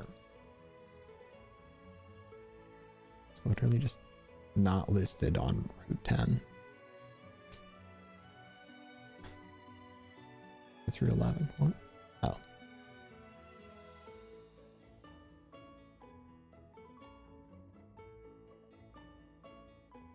What? Like missing something? Route 13. Oh, Route 11 was Drowsy, that's why. Krabby is a 15% encounter on Route 12. That's fine. Ah, direct quote. The sun is a deadly laser, referring to before the ozone existed.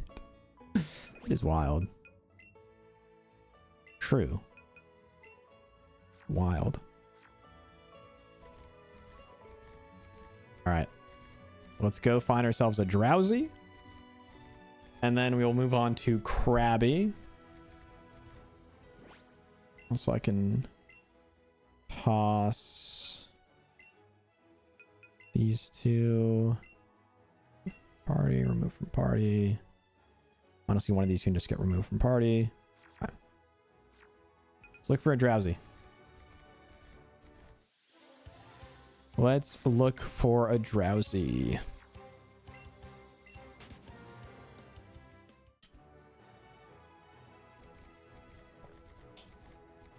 Got it. All right, somehow, like, how do I have the whole Bellsprout line, but not the whole Oddish line? Oh, I need to add Oddish to my party. That's what I needed to do.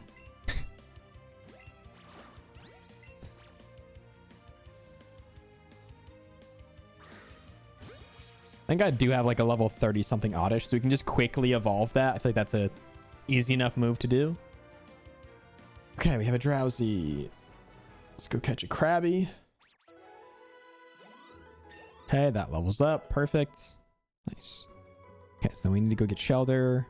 We have Execute, Coughing Wheezing, our other game.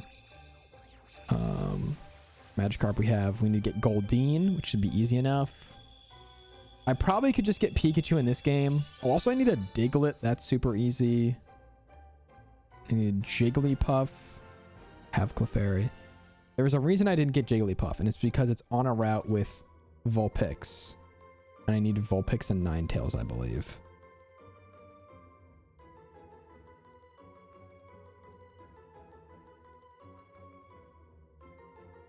Yeah, I need both those. Okay. All right. It's all coming back to me.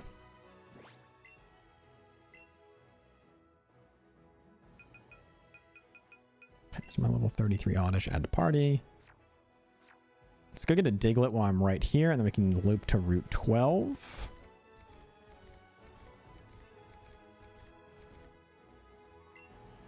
Actually, probably don't need a lure for this. If I'm being for real. If I'm being for real, I don't think we need a lure for Diglett's cave and finding a Diglett, but perhaps I'm mistaken. I don't know. Okay, cool. Nice. All right. Get Gloom. We need Poliwhirl.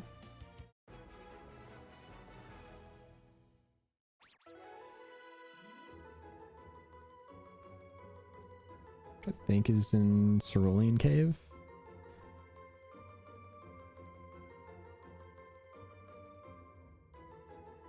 %9% in the water. We can get a Poliwag though at a high enough level at 45%. And we have to go in there and get the fossils as well. That's one problem.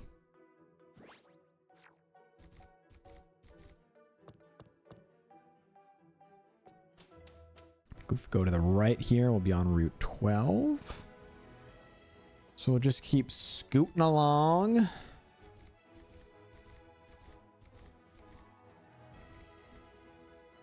God, I've already fought everyone. Good, good, good, good, good. Save me some time. Okay. I know I'm going to like have missed something.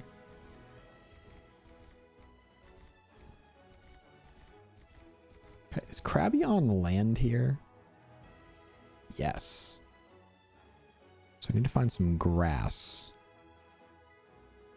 Of course.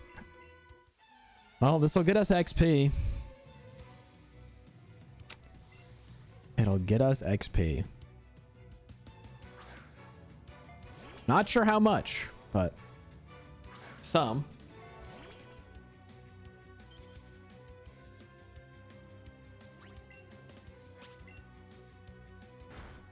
Nice.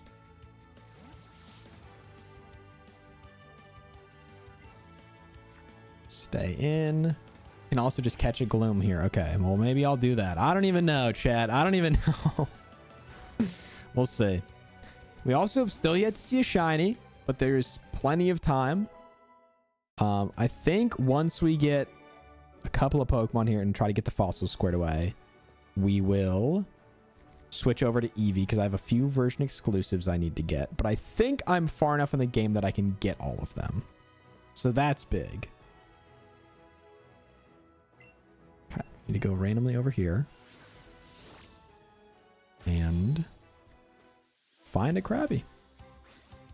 All we gotta do Sounds simple enough. Will it be simple enough? Who's to say? Found a max lure. Okay, good. I think I kind of just have to run into everything and then run to trigger more spawns. Unfortunately. Unless all the way down here is... Yeah, that's right. 13. Got a gloom, though. Oh, and a crabby. Hell yeah. Okay. Nice. That makes things simpler. Nice. Okay, so that'll take care of that. And then crabby. And then it's just... Poliwhirl. Shelder. Goldeen. Fossils. We're trimming it down. Bit by bit, piece by piece. We're getting there. We're getting there. We need crabby. Almost ran away from it. Imagine after all that, the reason I came here is just... Oh, by the way, I'm going to run from this crabby. Okay, let's go to my weak side. Oh, but we nail it. Okay, come on. Please, just work. Just work. Just work. Just work. Just work. All right. Okay. Nice. So we get crabby. And we continue on our merry way. So. Off to... Let's go Seafoam Islands again. That, I think, is... Pikachu is pouting? Dude, I did something wrong. I did something wrong. Pikachu is mad. Pikachu is mad.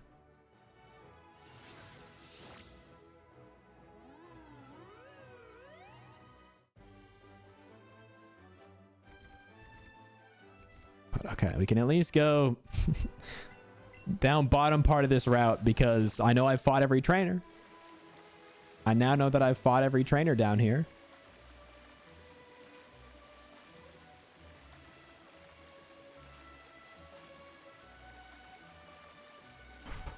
If I messed that up somehow, I was going to be tilted. All right. Let's go all the way back down.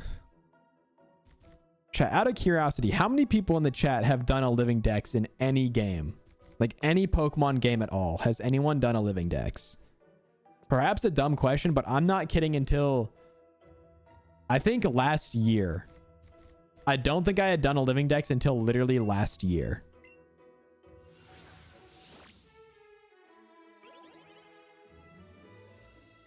And I've been playing Pokemon for on and off for a lot of years. And it wasn't until last year that I did my first ever living dex. Okay, there's a Shelder. Hell yeah. All right, so that makes that relatively simple. I have enough raspberries, I'll just use them. Might as well make it easy for myself. Okay. And then Goldeen. Look where Goldeen is.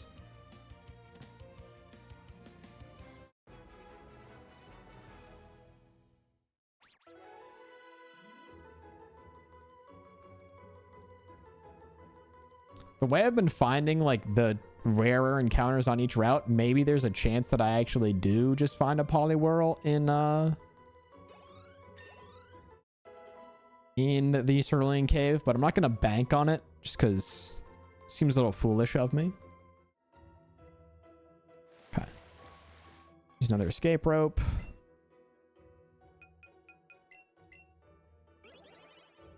Okay, Route 6. I mean, unless I find a Jigglypuff while I'm looking for Goldeen, which is 45%. Route 6. Let's go there. I do wish that it was way easier to use your HMs. Like, it's not that it's that difficult, but I just feel like the fact that I have to go into a different menu is kind of cringe. Let's go Vermilion, go north.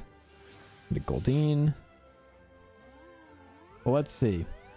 I think I have everything else. I'm, again, probably missing something. I feel like I always do this with living dexes where I'm like, okay, got it all. And then I go back and of course I miss like one silhouette randomly in the middle of the screen. But I'm going to try to go back through and be like relatively thorough. But this is where we need to look for Goldeen, or if we see a Jigglypuff, also we need that.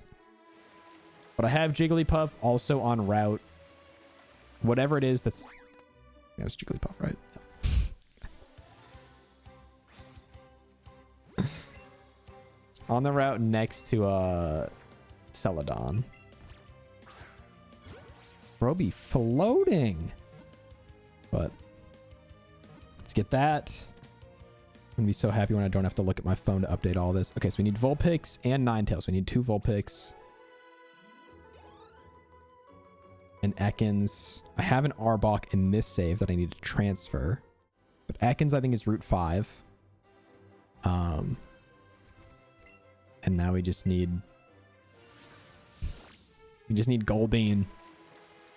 It's the only place it spawns. Like, I'm just better off encountering stuff in the grass and just keeping an eye on the water, honestly. Oh, now all the Jigglypuff want to show up. Okay, I gotcha. What if I do this? This is a classic trick to refresh spawns as well in this game. So, kind of nice to do that. We can just run down here again. Didn't really seem to work. You can also just encounter stuff. It is kind of weird with that, like, overworld spawning. You can't really isolate, like, the water encounters. You kind of just have to hang out by the water. Like, I'll surf around if this game will let me surf. But I think... Okay, Magikarp. It's fine. What's the max number of water spawns? 3. So there's potential. There's potential for more. It doesn't look like a lot. Doesn't seem like a lot. It doesn't feel like a lot, but there's potential. There's a Goldeen. Okay, sweet. There's that. Again, chat, if I just yap and whine about it enough, it shows up. Let this be a life lesson. If you just complain enough... I don't want to run that bit. All right. Just gonna stir up the mocha. The mocha this morning, shouts out to the coffee shop that I'm not going to name, but it goes hard. I'm pleasantly surprised. Okay. So we got Jigglypuff. We got Goldeen. I think, let me scroll through everything again. Dude, what did I do to Pikachu? Let's chill with Pikachu for a minute. I feel like it is so mad at me right now.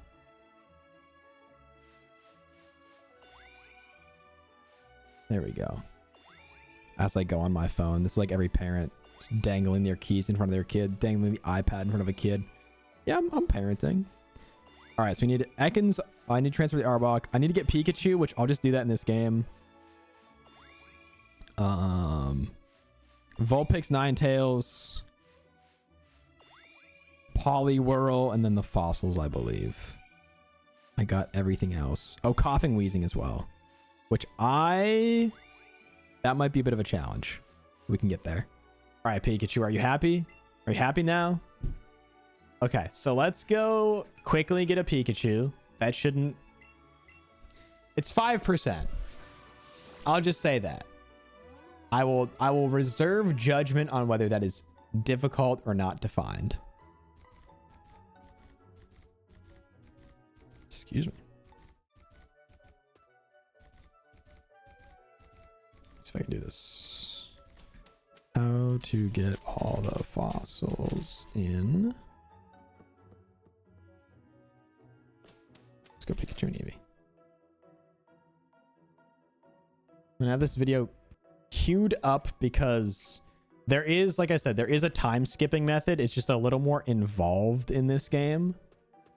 So I just need to remind myself how it works. The nice thing is here, as I run around, I feel like I should hear if a Pikachu spawns. I feel like I would know that. Also, are you looking to trade for a Pikachu or do you have a Pikachu? Oh. Yeah, I don't want to do that.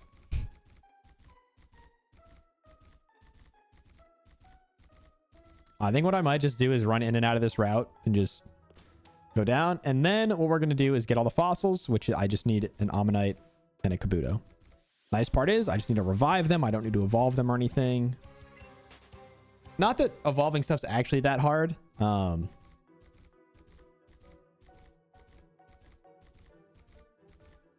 Because if you actually get like a proper chain going in this game, it goes by quick.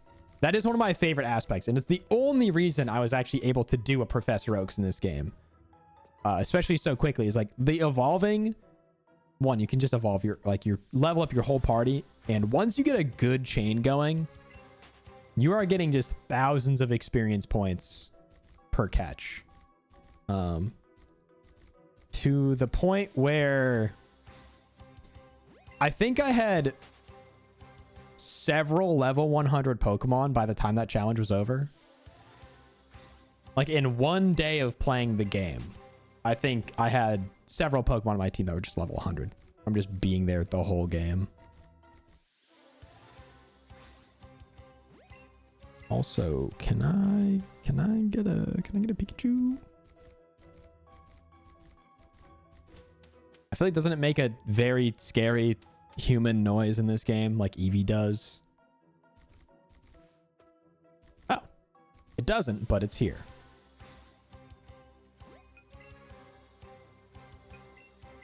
We'll even give it a raspberry. Oh. Please don't let me fumble. Please don't let me fumble. Please don't let me fumble. Nice. Okay. We got Pikachu.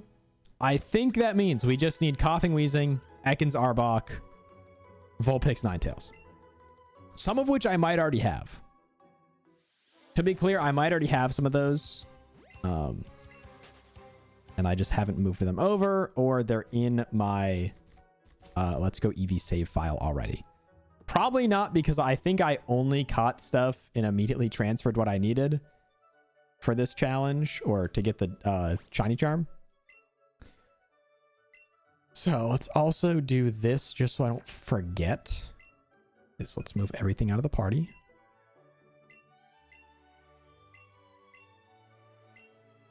Nice. Again, I know I have an Arbok. So like that, I just need to add to the end of my party. I also have a Wheezing. So that means I just need Coughing. Because this is all the stuff I need to transfer. Yeah. So I need Coughing. I wonder if I have Ninetales in this too. Probably. Yeah.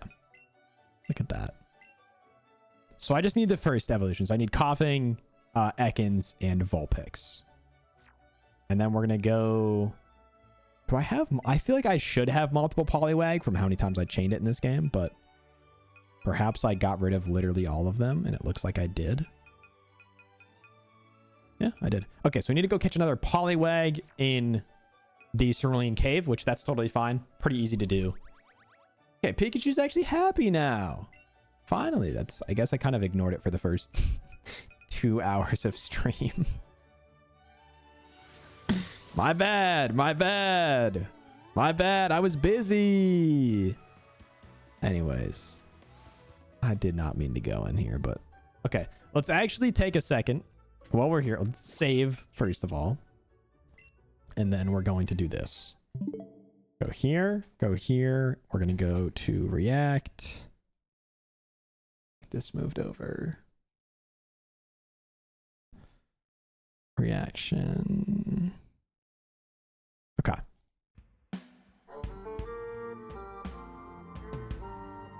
Hello, Pokemon. First, I gain access to the assembly button, and it's long repel, so we won't run into it. Do this. All three. Okay, actually, I do need to pay attention. So we go across. But we'll just be looking for the fossils. And there's one spot where I know they always spawn. I found all 3 fossils from this location, hence helping me completing my Pokédex and get that most desired Aerodactyl. Okay, literally just dead middle. Written and Okay, so that's where they spawn apparently. But I need to find farming. Okay, we have an Austin John video. What's going on, boys and girls? What's up, world? Austin John plays here, and it's also captured. But ultra, I know this is not a hidden out today. According to the website, it's going in glistening spots. Are you glistening? Oh yeah, look at Pikachu's tail. It's going crazy. A great ball here. Okay. Crazy. Come on, go along. Pokemon. Nice. Another good or just golden raspberry. An item. So yeah, wonder that respawn. Maybe we need to leave the area, or maybe there's an actual time timer. Boom! Got that knowing master. And then another time they wonder. Patch it up. It'll an amount of water. Head deck up. I'm really gonna see the world long enough. We spoke very sweet. The side of 6 matches, bucks each, watches. Okay, hold on. A great ball. All right, so we only got 2 patches. Okay. So now I want to close out the game, reopen the game, and see if we get those same 2 patches. My Switch just crashed. So just optimized. A great ball. Wasn't that 10 Ultra Balls last time? All right, so let's try that again. More unintended. An Ultra Ball. Yeah, it's random. 10 Ultra Balls. This makes sense because so this is random. You're gonna need it again. A renewable that. So we can just reset. Respawn over time, minutes, hours, not steps. Come back an hour later with a much better. Okay. There is a way of date skipping though. I know that. I just need to look it up. Yo, what's up, Pax? How we doing, gamer? I'm on the React content. I mean, kind of. I just need to remember how to date skip in this game because it's been a long time and it's like very finicky. How to date skip in Pokemon Let's Go Pikachu and Eevee. Because there's like a weird thing you have to do. Okay. After some brief searching, I couldn't seem to find a way on the internet to wait. However, from what I know, I decided to give her a similar method. Surprisingly enough, it actually works. Specifically, if you go to the communicate menu, start searching for a local link trade, then skip a day forward in the Switch clock while the search is ongoing, all the in-game daily events reset. Okay. Huge. Google AI be like, today skip, simply just sleep 24 hours. It's not technically wrong, but it's not the answer we're looking for. But Pags, how are you, gamer? It's good to see you. I hope you are doing well. I hope the Thursday's treating you all right. What you been up to?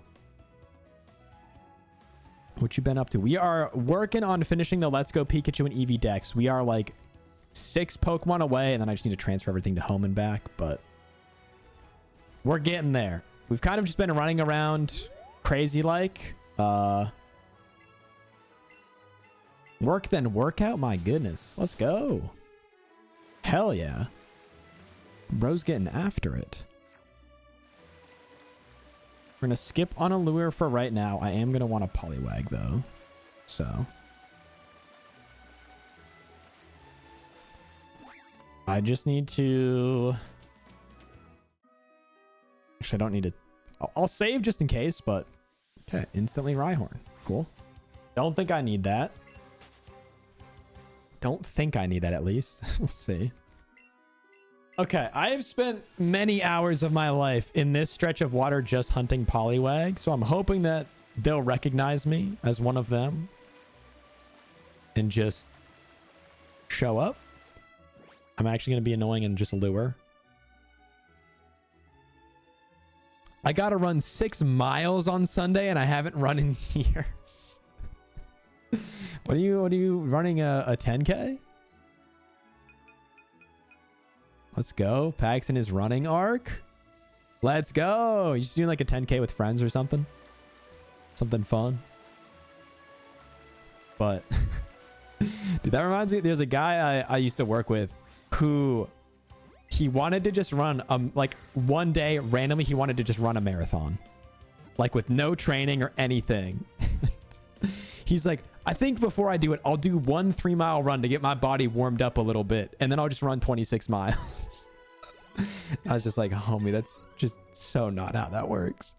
But that is funny when people, I know a lot of people who have signed up for races in the past, not training, but like, I'll just get like a run in. But you're doing the smart thing is like not trying to go right into it.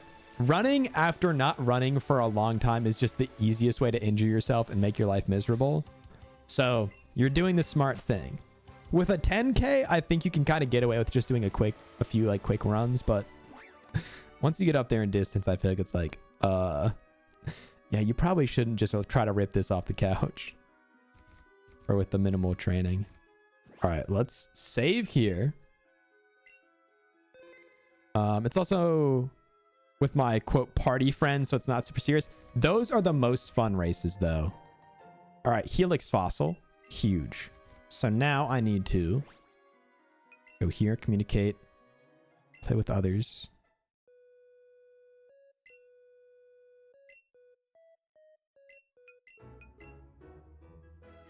And then if I change the date. But the most fun 5K I ever ran was for St. Patrick's Day. I ran a 5K and it was so fun. Literally, like, people are just drinking while they're running. Everybody's like out on the street partying. It was so fun.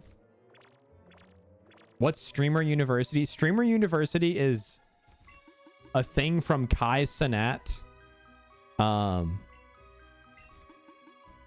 Where he's like literally creating a university of streamers. We're going to watch the trailer for it. It'll explain things a little bit better. But it's basically going to be like a huge streaming event that a bunch of like up and coming streamers go to. Like, I think half networking, half, you know, stream content stuff. And you just, there's also like professors, which are just going to be a bunch of prolific streamers. So you'll just get to learn a bunch of stuff from literally the biggest streamers in the world, which seems pretty cool. And it seems like a really cool opportunity. So I might as well at least like apply for it and just see. This would be fun to do on stream. But the trailer for it looks crazy. So I'm excited. All right, hold on. Let's see, another notable daily event. Hidden items respawning in the game corner. Does anybody explain this for...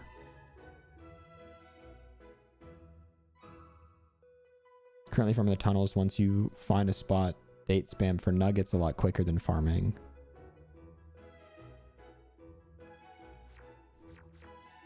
Do I need to do it before I grab the fossil?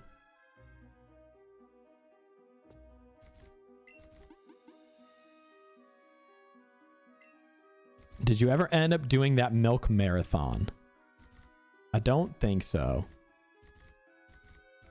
I've done a milk mile like in the past, but that was like years ago.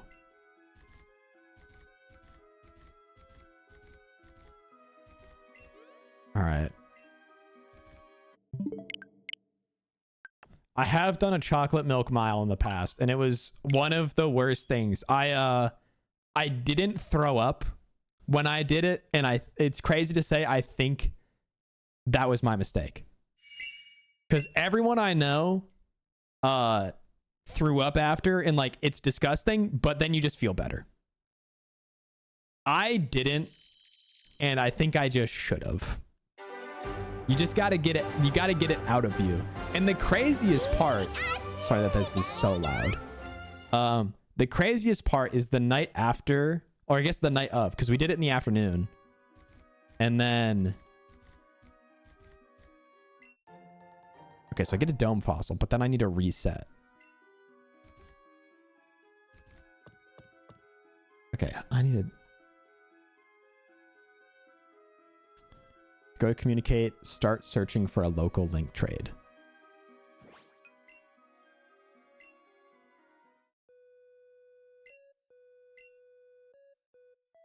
Let's try this. I've gotten this to work in the past. I just always forget.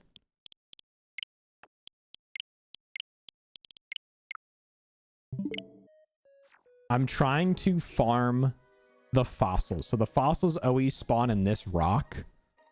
But I need to skip the data head because they only spawn once a day. So I'm trying to get a dome fossil and a helix fossil because I need one of each.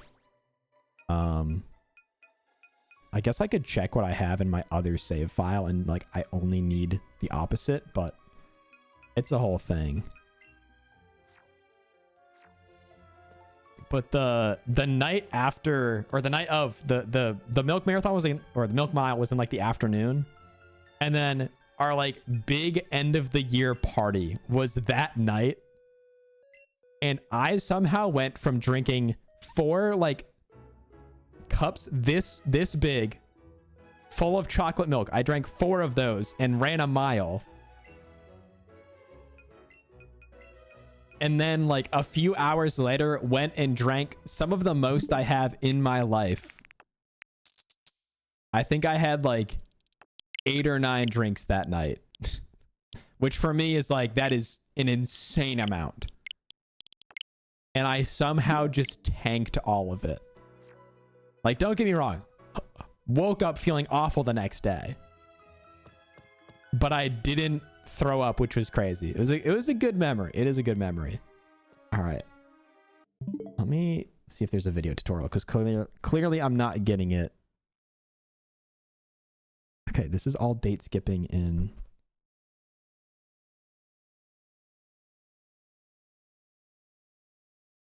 This is clear, like, how to date skip in Let's Go Pokemon. Let's Go Pikachu and Eevee YouTube. Sword and Shield, Pokemon Scarlet and Violet. I think, hold on. I think John does explain it in this video, how to get the fossils. What is going on, guys?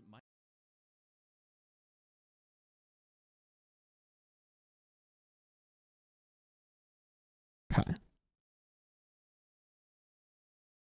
It is a good memory. That was a very fun party. One of my favorite parties I've been to, actually. Despite being full of milk and beer.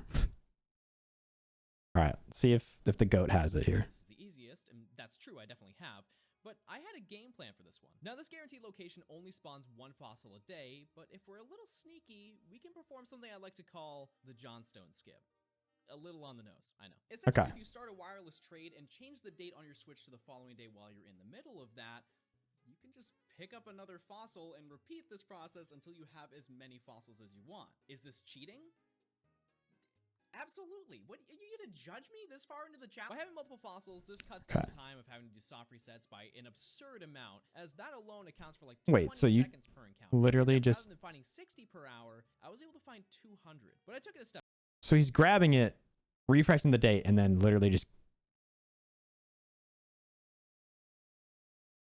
hold on. Close out of this real quick. Date skipping this, date skipping this, date skipping that. Man got a fresh style, just moved to Cali and already curving girls. Nah, man. Especially after the wonderful conversation I had at Run Club yesterday, where I was like asking people, like, oh, do you have any, jokingly asked a guy if he had any life advice. And he was like, dude, don't get on Hinge. Like, all right, boss. Whatever you say, man. Whatever you say, boss. All right. Okay. So according to this video, if I literally just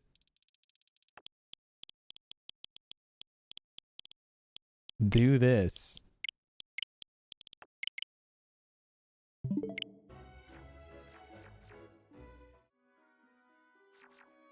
Okay, I'm going to try to go to the area where he was. The problem is I don't know where that is. And this is where I got lost last time.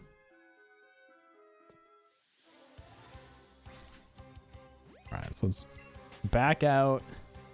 We're going to use a repel because I need to get to where John was in that video. Okay, max repel.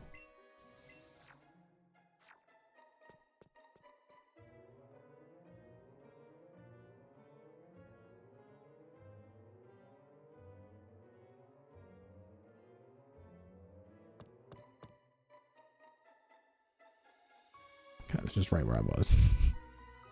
If I go over here. This is the other half of this. Is like I forget where to go. And this is the part that I just remember doing so late in the Professor Oaks challenge. I had been up for 16 hours at that point. And I was so tired and I just wanted to go to bed. And I could not for the life of me figure out how to get to that one reset spot.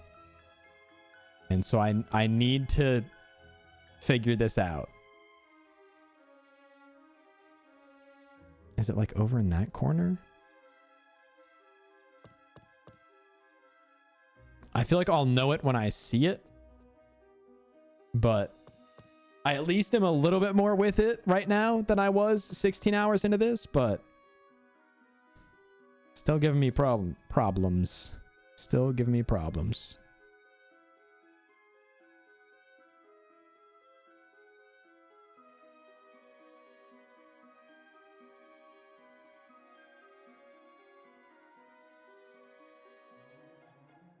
It's not right there.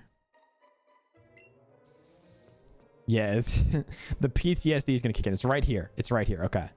So I have I think I grabbed a dome fossil this time around. I have a dome fossil. Okay. So save here. Okay. Honestly, if I just do this until I get a helix fossil, it's literally just doing the same thing. Because it will randomize every time I refresh the game. So this is less efficient. I guess I could try the date skipping thing and just like reset. Might be a little bit faster, but this in essence should be doing the same thing. They are random every time you load the game. So I can try, because I think it's faster to date skip than rebooting the whole game. I also muted it. That's why it's not playing music right now, but it's super loud if I just boot up the game, because it doesn't realize that I have the sound turned down. So, okay, dome fossil. So what if I do this? I need to go here, here, here. Boom, boom, boom, boom, boom. This also, I feel like, might have just been patched.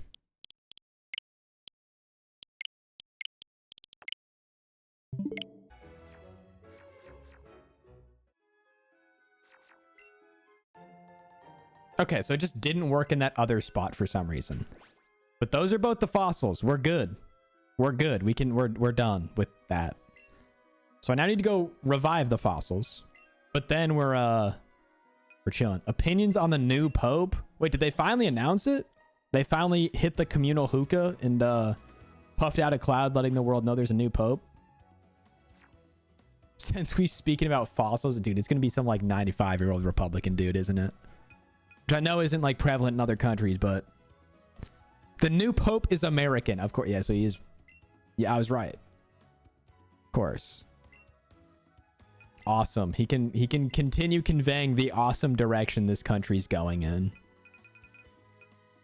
with lots of good progressive ideas that are welcoming of differing people in different backgrounds, perspectives, things like that, you know, that we're really big on right now.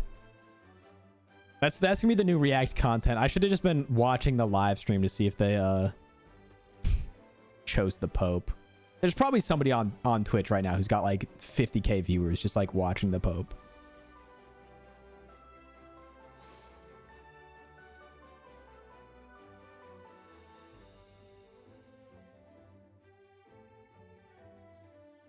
Robert. Wait, what? Pope Leo the 14th elected? Cardinal Robert Prevost. Wait, to become. I'm so confused. Vatican News. They have one dude's the new Pope, but then it says the other dude's the new Pope. 2 hours ago, Leo 14th is the new Pope. 9 minutes ago from CNN. Oh, wait. Why does he have a different name? Or is he just called Leo the 14th? Smoke watching the live stream would be fire. I gotta puff a couple clouds. The other is his Pope name. Oh, word. Julia, welcome back from your gardening. How'd it go? Like how I have a real name and then my streamer name James. Of course. All right, whichever one of these doors. Okay. Kinda Lamau. Okay. I have a fossil for you. All right. Ended up having to go buy soil, and I literally died carrying that thing to the superstore. They only be selling soil in like 50-pound bags. Oh my god. I remember I am like the stereotypical I'm gonna take everything in one trip. That is like my life's mission when it came to bringing in the groceries as a kid. Whenever we'd get a new bag of dog food, oh my god, I'd get put to the test. Like having a 40-pound bag of dog food on one shoulder and trying to carry 7 other grocery bags in the other hand. Oh, man. But good for you for getting it done. I would, if I hit a roadblock like that, sometimes that will derail the simplest task I need to do. It's like, oh, I need to go 5 minutes away to the store to get one thing. Call off this whole operation. I'm out. So good for you for sticking through. Was literally 40 pounds, and I'm a 5'2" girl. I am not built for this. Dude, it's crazy. They only, like... The other thing is, too, if you're not planting a lot of stuff, what are you supposed to do with 39 pounds of soil left over? Oh, awesome. I have a bag of dirt that's going to sit at my house until the end of time. Great. They only be selling that in just massive quantities. My God. But good for you for getting that done. And long live the tomato plant. All right, chat. I'm going to go more phone time because I have to check on Pokemon Home. Okay, so I have Ivysaur, Charmeleon. I guess I can just do this. So, in party. Let's remove from party. Remove from party. Remove from party. You need to evolve. I think I just have a rare candy. But I'm going to go through, double check that I have everything I can get in this game. And then I also still need to go play like maybe 30 minutes of Let's Go Eevee. And then transfer everything. And then I'll get something on Pokemon Home on my phone. All right. So I need Ivysaur, Charmeleon, Wartortle, Caterpie, Metapod, Weedle, Kakuna, Spearow. Okay. So I think all I need should be Ekans, Vulpix, and Coughing. Everything else I should have. Which I guess the easier way of doing this is just transfer everything and then check Pokemon Home. Not that Pokemon Home ever seems to work properly, but let's close that app. We'll close the mobile app. Let's go here. Let's go here. Poliwhirl. Remove from party. Once we get the stuff from the other game, which is those 3 Pokemon, then we should have completed a living dex in Pokemon Home. Okay. Okay. I think. Also, let's get some music going here. Bit of a grind, and this is the 3rd of, I think, 4 living dexes I can do. I still need to finish up Sword and Shield, but that's like, I need like 10 more Sword exclusives and then we're good. So we'll get to that eventually. I'm not pressed for time on that one. I think, I said this before and I think it's a good idea. I think what I'll do is just do the Scarlet and Violet living dex once they add them to Switch 2. So next month. Which is crazy to say, a month from now. A month and 3 days we'll have Switch 2. Pretty insane to think about. Pretty insane to think about. Okay. So if I just go here. I can actually use both these now. Thank God. Okay. So I believe I need... Let's just go all of these. I don't think I need that Oddish technically, but let's go all of that. We also need these 4 and these 4. It's gonna be the ugliest box configuration of all time. I'm actually gonna do this because my brain's gonna dislike it. Okay. I think. Save that.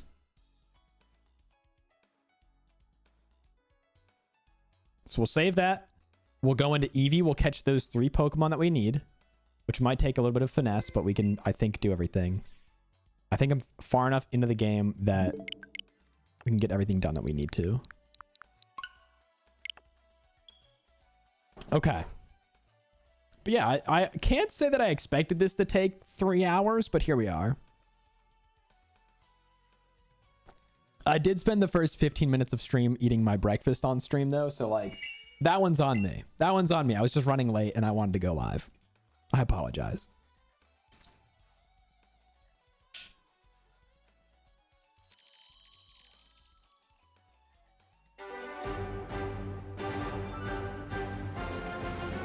Okay. I watched the new GTA trailer on somebody else's stream. If you guys, maybe when we're doing like Streamer University, reacting to some stuff, we'll watch the GTA trailer as well, because I'm excited about it. I feel like I will not play it nearly as much as I played GTA 5. I feel like I just am at a point with video games where I don't play video games like that like I used to. Like GTA was to just hop on with your homies and play for hours on end, which I feel like I don't do as much anymore. Not to say that I won't ever, but we'll have to see. We'll have to see. Okay. I think Coughing's Cinnabar Island. 99% sure of that. I can just pull these up. Ekans, Vulpix. So Ekans is Route 3 and Route 4. Easy enough. Vulpix, I think, is on Route 6. 20%. And then Coughing is, I believe, Cinnabar Mansion or Pokemon Mansion. Power Plant or Pokemon Mansion. 40%. Okay, perfect. All right. It does look like graphically, it looks really, really good. I think that on PC is going to look unreal. Which it's making me think like, ooh, do I try to upgrade my PC? I granted think on console it's also going to look incredible, but graphically it looks insane. I'm also just wondering how much of the, like, how big's the map going to be? Because I think that's the thing they've talked about, where I assume the map's going to be even more expansive than it was in GTA 5. And I feel like the GTA 5 map is really, really big. Oh, why do I only have one Diglett? And why is it level 31? Granted, this is actually kind of fine, but... Anyways, I'm going to add some other stuff to my team.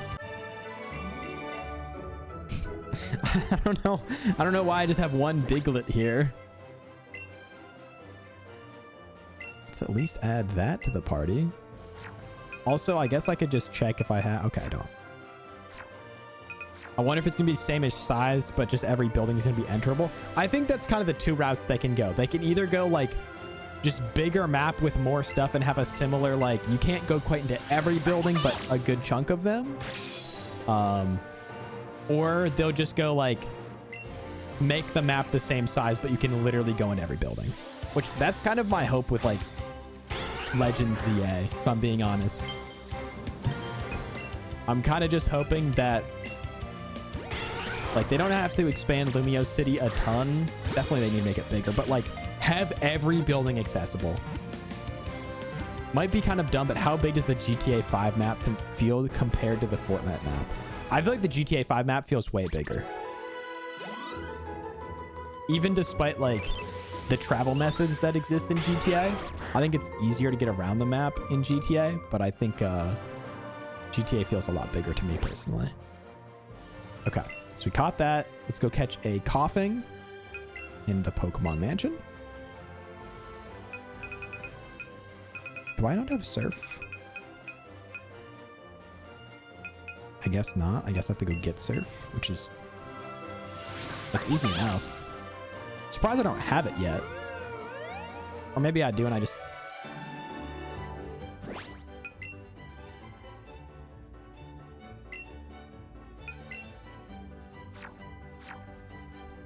Because I don't think I've been to Fuchsia City, right? That was why I didn't fly to Fuchsia City. Oh, I've been to Fuchsia City. That's weird. How did I not get Surf then? Anyways.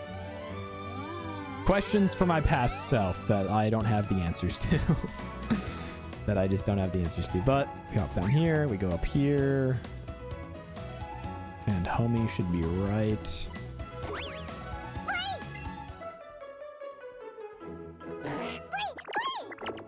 Not quite. Okay. Eevee's making some friends, though. That's kind of cute.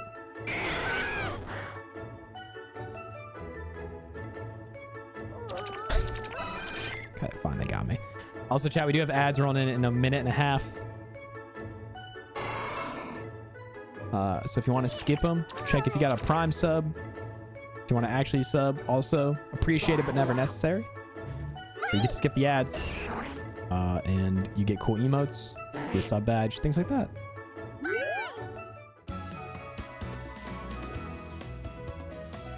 All right, here we go. You get to learn the ways of surfing. Thank you for listening. You get sea skim. Now we need to go back to... Okay. Again, we just... Easy as that. Easy as that. I will say they do make the TMs or the HMs perhaps a little too easy. Considering how much of this game you can do with just 2 gym badges, they might have even made it a little too easy. But I believe we can get into the Pokemon Mansion still. I don't think it's barred from entry. I'm fairly certain. It's been a long time since I've tried to do the techniques where you get really far ahead with a lot of gym badges missing, but as long as we can avoid some trainers.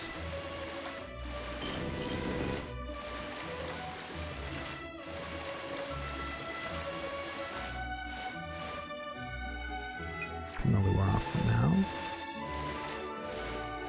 Just trying to go slow enough that I can actually see where the trainers are. I'll do this as well.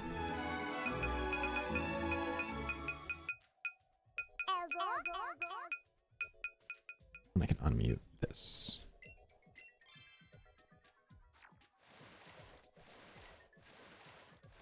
So at least have some noise.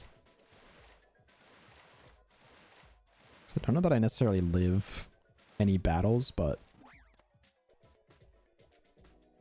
Okay. Alright, we just need to get to Cinnabar Island. We need to catch 1 Coughing, and then we need to go catch a Vulpix. Or sorry, a Ekans on Route 3. Let's go into Pokemon Mansion. Coughing is 40%. Right there. Perfect. Okay. I do want to try to check my Pokemon home after this and see if it has synced up.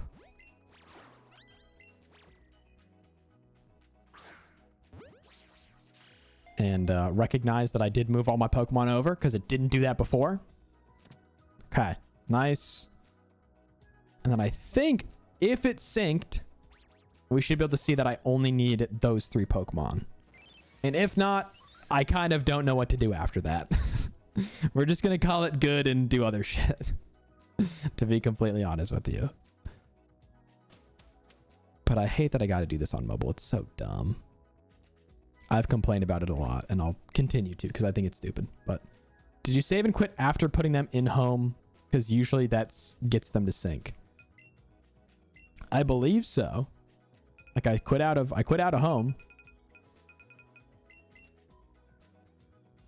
Both on my phone and on the Switch.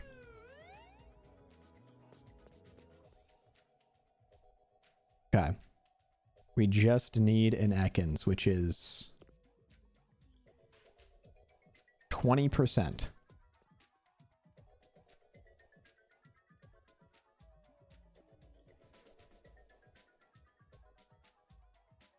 Okay, it shows that I have a Gloom, so I feel like it...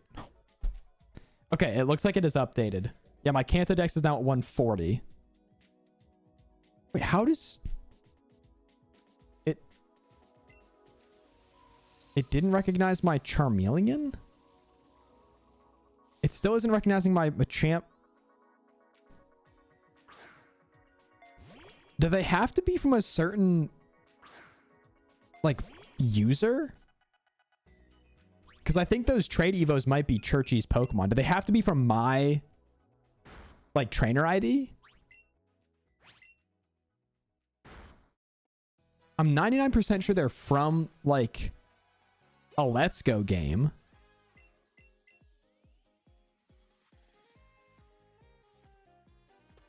For a second, I thought, wow, BDSP looks better than I remember. Maybe I was too harsh on it. Then I remembered this isn't BDSP. Okay, so apparently I still need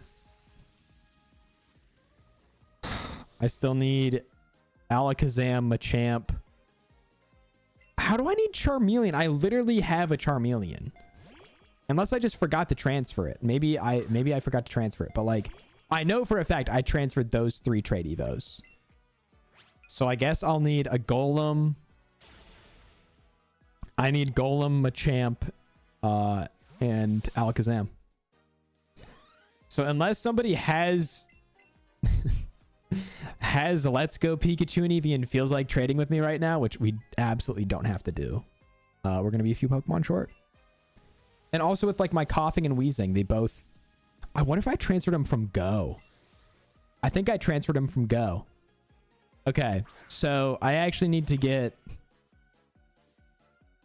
another Vulpix, 2 Ekans, and another coughing, and I need to evolve them. I must have transferred them from Go. I think that's what it is. Because it counted to do the in-game dex, but it doesn't count for this dex. That's why. It counted to do the in-game dex for the shiny charm. That's crazy that doesn't work. Like, literally, Let's Go is built to be compatible with Pokemon Go. That was the whole... There's the whole point. It's the whole point of all of this.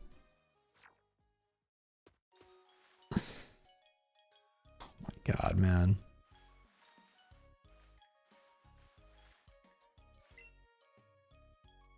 Go has its own dex in home. Dumbest shit I've ever heard. Also, I don't know why me yelling, it made me think of this guy I used to run with in college who substitute teaches. He made this post about how his most effective teaching tool he's come up with since becoming a substitute teacher, because you'll remember when you'd have a substitute in class and you're like, oh, this means I can fuck off endlessly and do nothing all day. Because that's what I would do. But he's like, the most effective thing he's done is on the whiteboard of the classroom he's teaching in, he puts the crash out meter. And he'll, if people are bothering him throughout the day, he colors in the crash out meter. And he's like, it works without fail. People respect the crash out meter. And I was going to reference the crash out meter, but I realized that you guys don't have the context. So... But it's just so funny that like that's where we're at with like the education system. We're putting the crash out meter on the board, which again, maybe I should make one for stream. What do we get when we get to the end of the crash out meter?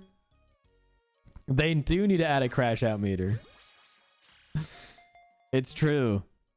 Because mine, realizing that, just went up a little bit. We're not at peak crash out, but the meter went up. I was too good of a child. I never messed with the subs. I don't think I really, like, I didn't mess with the subs. I do think I fucked off, though. Like, I don't think I worked nearly as hard if it was a sub, but I don't think I, like, messed with the sub. I don't think I tried to make their life hell or anything, which other kids were definitely taken care of. Okay, so after all this, I then need to evolve all the Pokemon I have. The videos I see of people in their 20s talking about teaching, it's truly crazy. One of the people I visited on my way out here is one of my really good friends from school, and they're a teacher, and she was talking about like what it's like teaching young kids now. And she's like, it's just insane. Like, it's still very rewarding, but it is just like, it is wild. Especially the difference between like when we were in the grades that she's teaching and, you know, our age now. Like, it feels like so long ago, and it's just so different. Yeah, I can't even imagine what high school is like. I've said this a million times. I have said, like, I truly cannot comprehend what, like, being a high school student must be like right now.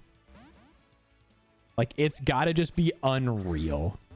I have 2 teacher friends who teach high school, and it's wild how disrespectful they are. Yeah, that is a lot of what I've heard too. And I have, like I said, friends and family who have taught as well, and they're like, it has gotten noticeably worse. I did my duty by clowning on the sub every time I could. Well, Pax, someone had to hold it down. Also, I just got a Doug Go live notification, man. That's why I fucking love Twitch. 1 hour code challenge. Make a social credit system for Twitch chats. I also heard that kids genuinely lack basic skills. I wonder, like, I think part of people was saying, like, that's like a post-COVID thing. Because I was really close with my music teacher in high school, and, like, have since hung out with them, like, outside of school to, like, catch up with a bunch of friends and them. And they're like, yeah, the kids are, like, just now kind of getting back on track post-COVID. But yeah, also, like, kids who are learning to read and write, who, like, just didn't get the support they needed, who, like, are struggling or just can't. Like, it's wild. It's truly wild. Very unfortunate. Because it's easy to be like, oh my god, new generation is cooked. Like, and just call it that, but I know you're gonna run, bro. I'm beating you to it. Fuck you. Crash out meters going up. Crash out meters going up.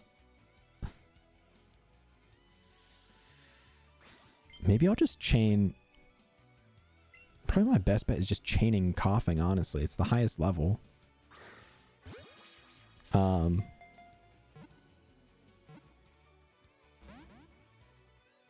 holy moly. I've heard that in some school systems, they hold everybody back if one student is struggling in a certain area because they don't want them to feel bad. That's wild. Do they still do that for kids? I remember that being a thing in, like, obviously elementary school. I don't remember ever hearing about a kid who got held back in... I don't think at any point in middle through high school for me. I think after, like, 1st and 2nd grade, I don't remember any kids getting held back. I only remember kids getting held back in, like, 1st and 2nd grade.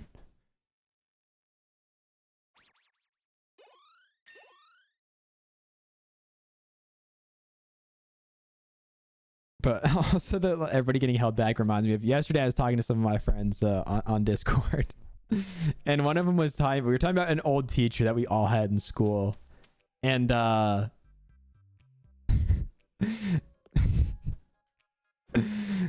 of my friends was saying that this teacher, that several of the people were like, man, this teacher was rough. But somebody said that when they had this teacher, she was so mad because the entire class did really bad on a test. And she was like, if this one kid gets a B on the next test, I will literally give everybody an A in this class for the rest of the semester. And it was this kid that would, like, always do poorly on tests. And homie bricked the next test. And she's like, that's what I thought. That's what I thought. Which, like, okay, that's kind of evil, low key. But it was so crazy. Oh, like, it was, if they needed to move on to a new unit but one kid wasn't getting it, they would move on. Okay, that makes more sense than, like, nobody's moving on to the next grade. That makes a bit more sense. I was also equally confused. But that, I mean, I feel like it encourages people to work together, which is good. I feel like there's not a ton of that in education. I mean, there's something to be said for, like, letting kids learn at their own pace. There's actually a lot of studies being done with that, and specifically, like, AI. There's a lot of studies with that and, like, people being taught with AI. And there are actually a lot of positive outcomes coming from those studies, not to just be like, AI is the future and it's all good and it's all good and we should just not question anything at all. But, like, oh wait, I don't need to evolve Vulpix by level up.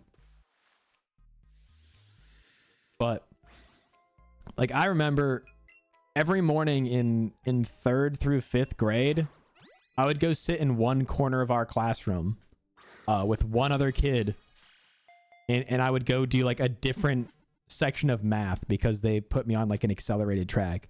So I literally just get like pushed into a corner like, all right, do harder math. And I was like, okay. But I feel like that also gave me just no regard for like how the other kids in my class were doing and like if they needed help. I feel like that encourages students to work together a lot, which should be a good thing. Theoretically. Instead of just like pinning them all against each other. But schools are also so understaffed they can't give students enough personal help. Also that. But like at the end of the year, they wouldn't make it through the whole curriculum. And so when they get to the next grade, they aren't actually ready. Ooh, yeah.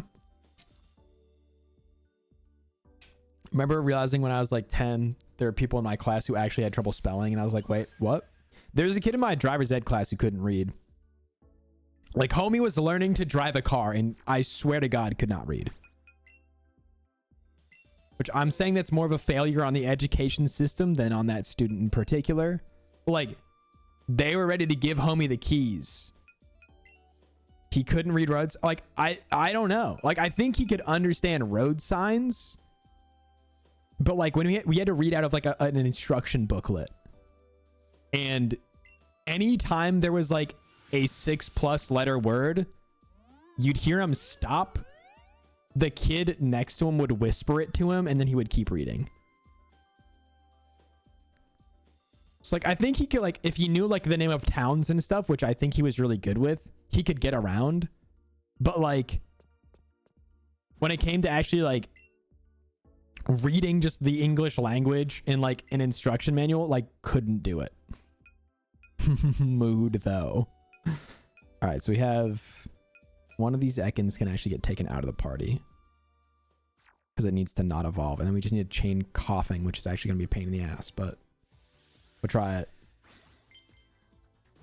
But yeah, it's like I mean it's crazy. Again, I think it's I also don't want to say like a failure on the education system because that's more the system than the people within it, I'd say.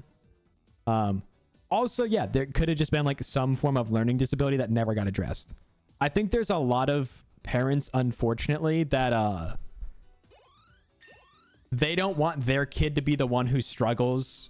So instead of acknowledging that there might be something at play, they'll just firmly deny it for as long as they can.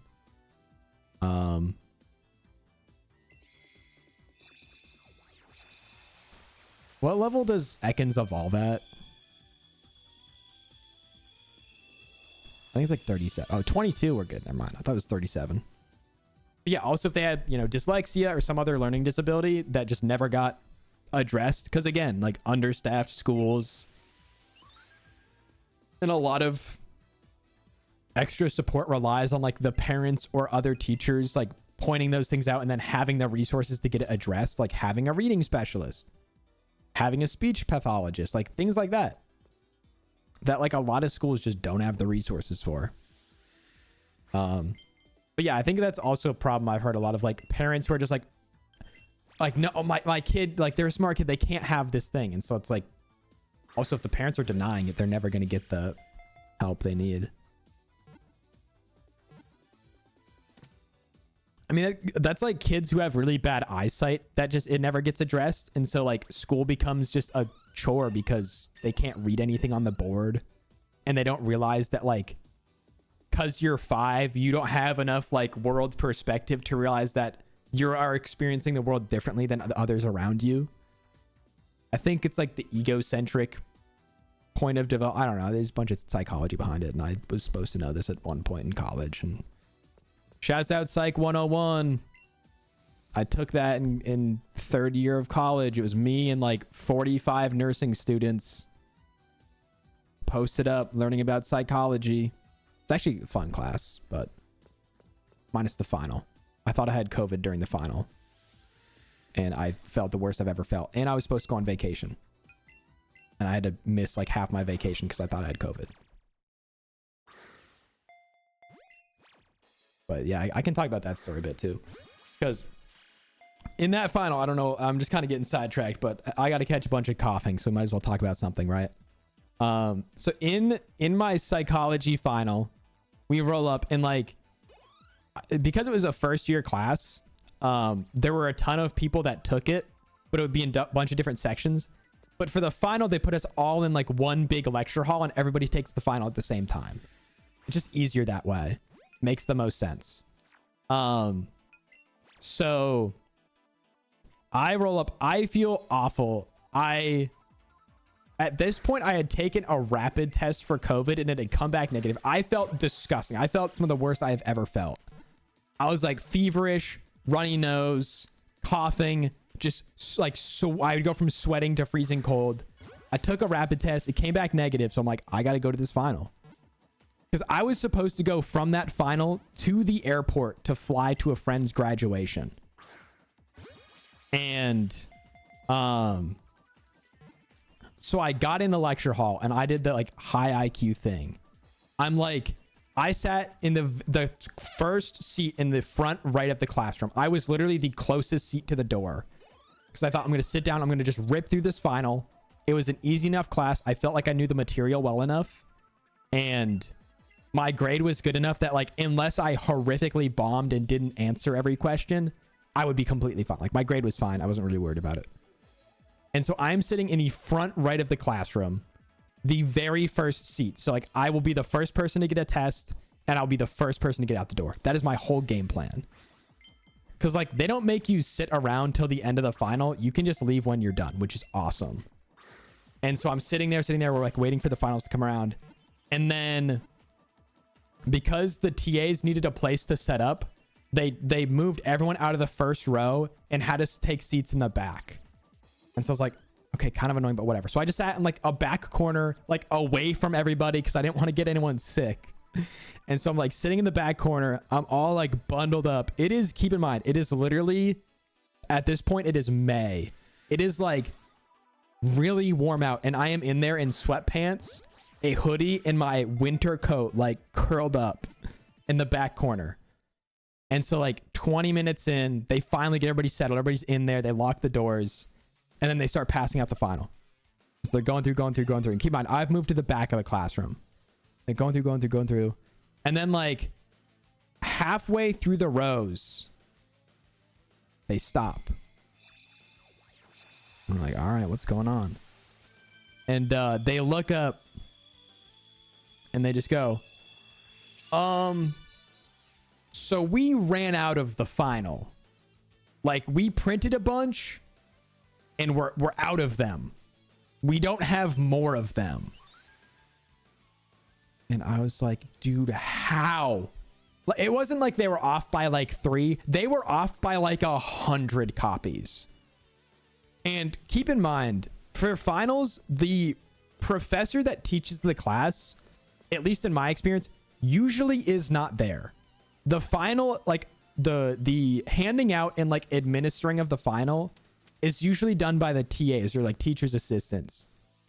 So the professor isn't there. So they now need to go find the professor who, if you don't know about like most colleges, most professors only teach like a few days a week. Almost every professor I had in college taught like 3 days a week. And so there were days the professor wasn't even on campus. They literally would not show up to campus. And so the TAs had to leave and go find try to track down the professor, and also snagged one of the last copies back in case they needed to photocopy it to make more. And so the TAs all leave and everybody who has the test starts taking the final. And I'm like, 1, I feel like ass. And 2, I'm so socially anxious. I can't be like, I also had a flight to catch. I had to literally leave and go immediately to the airport if I was going to catch my flight. And so I'm like, I should have just gone and said like, hey, I have to catch a flight. Can I get a copy of the final? Which again is like very like, I'm more important than everybody. And I hate doing that. Again, I stream, which is crazy because those two things like are hand in hand. But I don't ask for another copy. I'm like, I'm just going to thug it out. I'm going to make sure I'm like keeping track of my flight is. I had a little bit of wiggle room. I was going to show up to the airport a couple hours early. So I'm like, I can tank like 20 minutes, 30 minutes, whatever. Bro's going to run. So we're going to check out for a second. But it's like, I can afford to wait like a little bit. That's okay.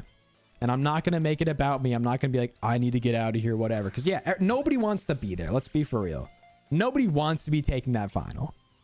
And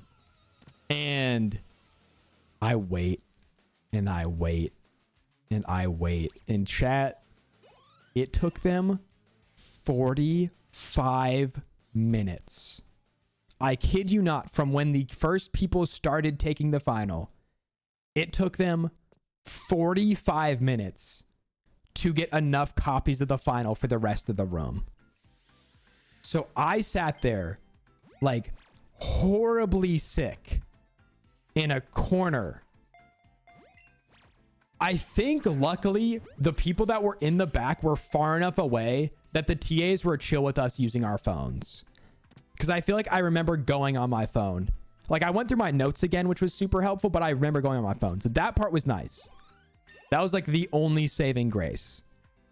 But we're going through. Finally, 45 minutes later, they show up with new finals and they have enough for everybody.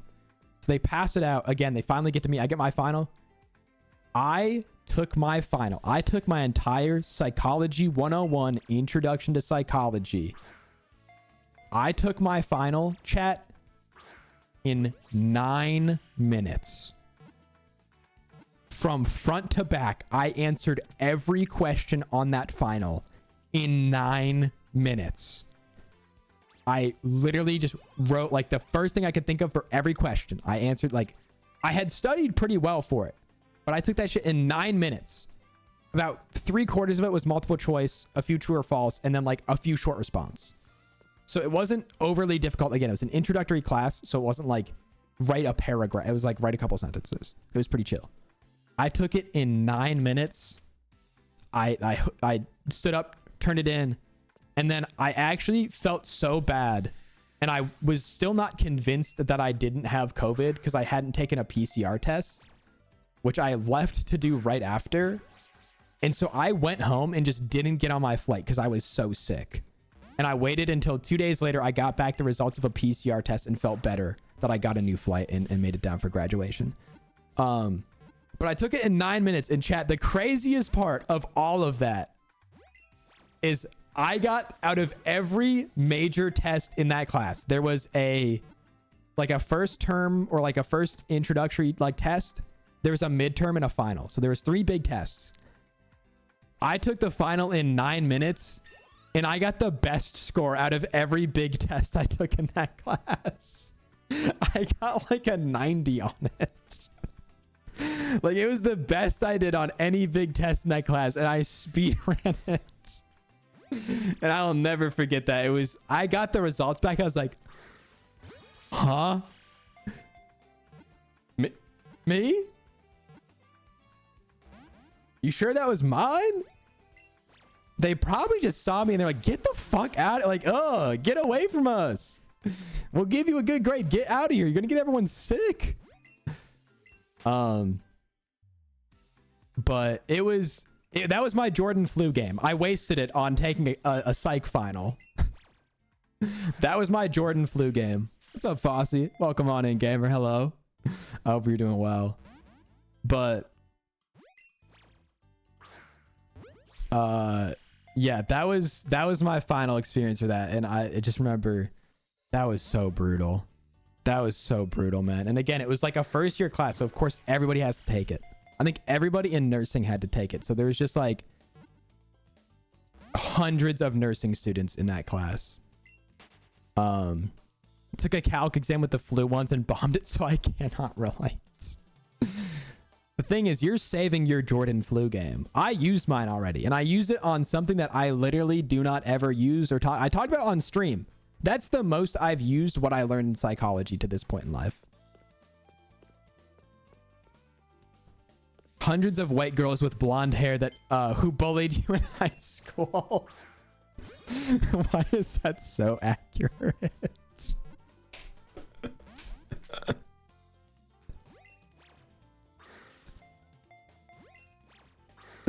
Why is that so real? Why is that so real? Did every group project, I'm just surrounded by pretty girls who are gonna be mean to me. That's all that class was. Like, I paid a lot of attention and yeah, but damn. you just called that shit like it is, and I gotta respect it. Because they all go into nursing, I swear. I'm now trying to think of everyone I went to high school with that went into nursing. And it's scarily accurate. It's scarily accurate.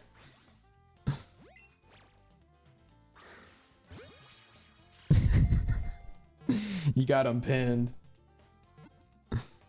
Oh, man. I can think of 4 mean girls at the top of my head who all went into nursing. Which from my side of things, when I've actually gone to the doctors and stuff and interacted with nurses, they're all so pleasant. But I feel like there's some sort of change when they enter the professional world, maybe. They become less mean girl. Or maybe there's just hella politics at the hospital. I don't know. Yeah, I've literally never had a mean nurse. I've had like really, not mean, but really impatient doctors, but never the nurses. Which is crazy because the nurses are the ones who are like insanely overworked and treated like dog shit. And the doctors are just like the hot shots that walk around and do way less. I've had really nice dental assistants. Low key, my old dentist assistant and I used to have mad beef, but we squashed. Have I ever talked about that on stream chat? I'm at the point where like I've streamed long enough where I truly don't even remember what stories I've told, but have I ever talked about my old dentist assistant and our beef? I think I've talked about it at some point, but it's been a long time. I feel like it's been a very long time. I've heard it, but you have not told it in a long time. Okay, then I'm down to retell. But yeah, so the very background context, chat, is like as a child specifically, I'm not much better about it now, but I like have just learned to live with it. I do not like going to the dentist. I don't know many people who do. I know like one person in my entire life who actually likes going to the dentist. Like, don't get me wrong, I like the feeling leaving the dentist, but I hate the dentist. I like the feeling leaving. Like once it's all said and done, I'm like, oh my God, I love the feeling of my teeth being like this clean. It's awesome. I like the chair. The chair's not bad. But a couple things. One, the poking and prodding sucks. Two, just being constantly berated that I should floss more, despite I've been pretty consistent on my flossing for a while now. And three, why the hell are we trying to have a conversation? I get that, like it's like the customer service side of the role. Like, yeah, you chat, like chatting at the beginning and end, I'm happy with. I'm happy to catch up. I'll give my dentist assistant hella credit. She is locked in. Like she knows me, my brother, like my family. She would always ask about everybody. Like was always asking about school, would ask what my brother was up to, knew where my brother went to school, what he was doing for work, like kept up with all of it. So she was wonderful in that respect. But like, why the hell are we trying to have this conversation when I'm like tilted back? Like, I'm not gonna do that on stream. I'm not gonna do that on stream. Pause. I'm not gonna do that on stream. But like, why are we trying to have a conversation when there's like a bunch of metal tools in my mouth, and you don't want me to move? Hold on. I also had messy teeth. Like I've had 11 teeth pulled and have gagging issues. Oh my God, that is nightmare fuel. I hated my teeth coming out. I still probably once a year, have some sort of dream about my teeth falling out, which like I know means something or some shit, but I like once a year have a dream about my teeth falling out, and I like freak out. I freak out. I hate the sensation of losing teeth and also just like missing teeth. Did not like it. Which I got removed at 14. Your wisdom teeth. Good God. Damn. I kept having teeth that were growing in the roof of my mouth, so we'd have to full on yank the baby teeth out so they grow in the right spots. I had a similar problem with 2 of my teeth. Luckily, it was only a few. But going back to all this, I did not like going to the dentist. It always hurt. As a kid, I really did not like blood. Blood really freaked me out. So whenever I would get like my teeth flossed or poked in the gums and it would bleed, I'd get really upset and freak out. And so my dental assistant always knew that like I didn't like being in there, would try to be nice, but I would usually end up like crying. Say what you will about that. I feel like I've moved on a little bit at least. But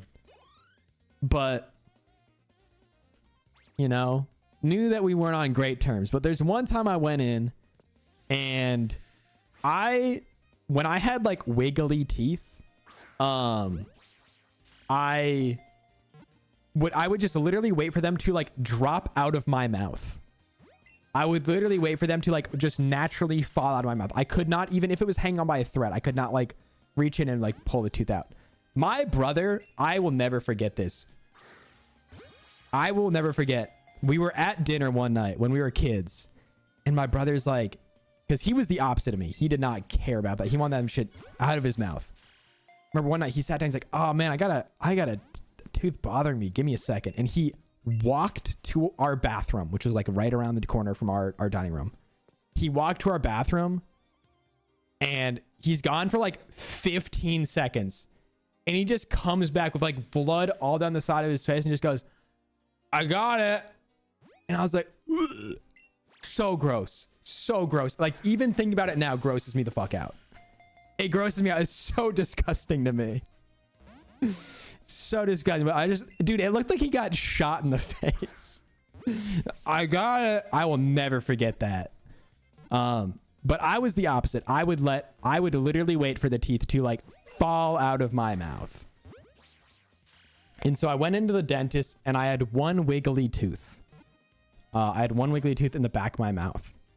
But also, that's bad. I mean, we're close to, I think if I just catch 1 or 2 of these, I'm actually close to just being done with this. But also, Julia, like you, I had the issue where my teeth were growing in more in the roof of my mouth, but only for my 2 canine teeth, which are pointy ones in the front. So I had my baby tooth and then the adult tooth was growing in behind it. And so they addressed that when I was at the dentist one time for a cleaning, and they brought in the dentist. They're like, hey, we should talk about this. And so they're like, that's something we'll talk about at the end of the appointment. Let's get through the cleaning and then we'll address that. A double row of teeth is kind of hard. The problem is like they would have just looked messed up. And I'm kind of fortunate they don't look too messed up now. I got pretty lucky with my teeth. But I would love to catch this because it would give me so much XP.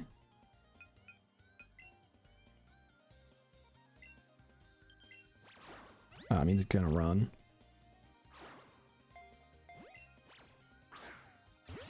But they're going through with the cleaning and they like are just, you know how they like poke your teeth all at the beginning to just like check that everything's good? So they're like poking through my teeth.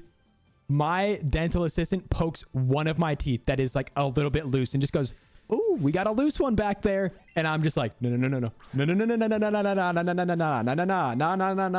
Hold on, wait. I am like bargaining for my life with them. Like, no, it's solidly in there. I think it's an adult tooth. You should probably just leave that. Probably just leave that in there. And so she goes to town. Like, she's like, oh no, it's fine. And then when she's cleaning, she would like bump it to knock it loose. And I was just in pain. And I'm like, please, let's not do this.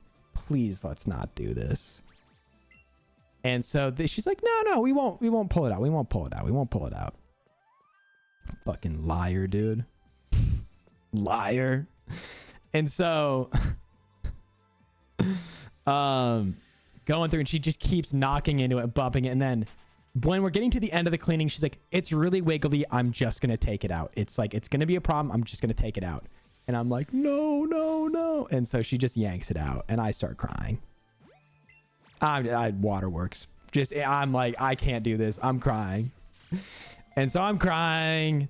And that's the thing. That's what bothered me the most is I said, please don't. And they literally just went for it. And so I'm like already just, oh, I'm sad. I'm crying. And then they have to go get my mom to talk to the like main dentist about getting this other tooth removed and what that process is like. And so they bring her in. I'm crying, whatever. They bring the main dentist in. Bro had the sweatiest fucking hands in the history of the world, might I just say. Every time you shook that dude's hand, it was like the touch of death reaching out through. It was crazy. Bro had the clammiest fucking hands. But they bring him in and they have my mom there and talking about it, and they're like, yeah, you can go see like a dental surgeon and they can do it, but it like might be kind of costly. It might be a bit of a procedure, insurance, all this stuff, like all valid points to raise. I will admit, but then she just goes, but we can also just do it here. And that's the decision that they settled on my behalf as I was like 10. And so they're like, we're just going to do it here. And so I'm thinking like, okay, well, that's awful. I'm not a huge fan of that idea, but clearly what I want in this situation does not matter at all anymore. And so they're like, don't worry, for this one, like we'll give you a special numbing cream. You literally won't feel it. And so that kind of calms my nerves a little bit. I'm like kind of recovering from crying as you do when you're a kid. And so I'm like, okay, they tell me like, it's not going to hurt. You literally will not feel us take this tooth out. And I'm like, oh, bet. Okay. Like I wish I could do that every time I went to the dentist. And so they gear me up and they get me back in the chair, and they didn't give me like Novocaine because I also hated needles. So that probably would not have been any better for me if they like injected my gums with a Novocaine. So they get this special cream and they rub this like numbing cream up on my tooth and my gum, and you start to feel like a slight tingle, but like it really hasn't kicked in. And then they just yank that shit out. Like I'm kidding, not 10 seconds later, I felt the whole thing. And I just start crying again, and I am crying like inconsolably, just weeping. I'm like, why did you do that? I'm so sad and also so mad at the same time. Because I felt the whole thing. It literally felt no different than just getting my tooth pulled out. And so I'm crying and I'm just so tilted. And my dental assistant just looks at me after all this and goes, do you hate me? Like, she felt so bad. Like, looking back, it's really sad that it felt that way. But she just goes, do you hate me? And I just didn't say a word because I knew. I was like, yes, I do. I literally hate you so much. But I was like, I know it's not the right thing to say. I know that's not the nice thing to say. And my mom's right there. I can't be like, yes, I hate you with everything in my existence. I would have swung on the dentist. But I'm just like, I'm just sitting there crying, and I am like refusing to talk to her at this point. And she just goes, do you hate me? And like, after that chat, I refused to go to the dentist for a while. Like, I delayed going to the dentist for as long as I could after that. I was refusing to go to the dentist. I feel like, in my defense, understandably. But then like years later, we squashed and it was chill. But that, like, back to back, just actual betrayal, man. Actual betrayal.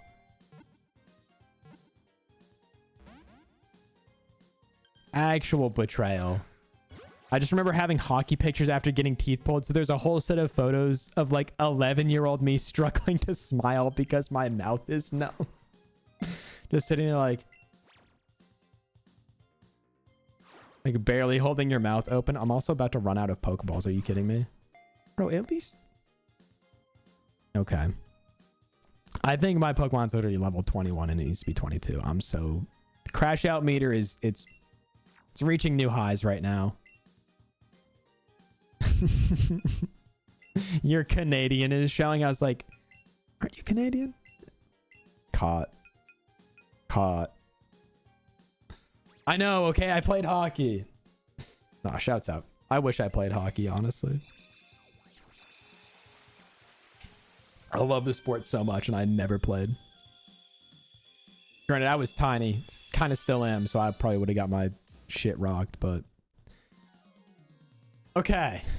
God forbid a Canadian plays hockey. Caught. All right. So we now have this. I now need to go get all the trade evos. And if anybody wants to boot up Let's Go Pikachu and Eevee and be the GOAT for today's stream, it would be greatly appreciated. I'll do it.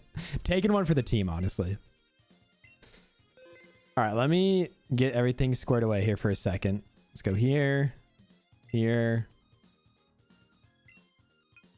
This is some I volunteer as tribute type shit. Having to boot up Let's Go Pikachu and Eevee. Okay. Save. So let me quickly get... Okay. So that will cover Coughing, Wheezing, Vulpix, Ninetales, Ekans Arbok. So I will just need... How do I need a Charmeleon? I must have just forgot to transfer it. So I need a... I just need to trade you a Kadabra, a Machoke, and a Graveler. All three of which I have. If I really want the living decks later, I'll just go back and catch them. Right now, I just want to get my stupid little Meltan. All this chat to get a shiny Meltan. That's the crazy part. No, I literally caught a Charmander for this. And transferred it. I'm not kidding.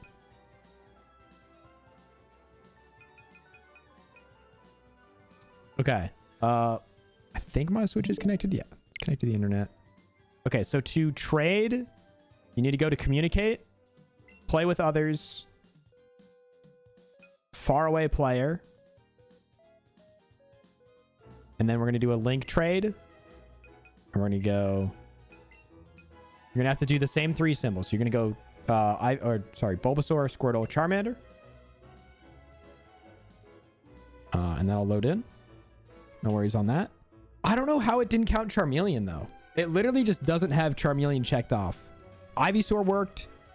Did I just not evolve my Charmander? I could have sworn I did, but maybe I didn't.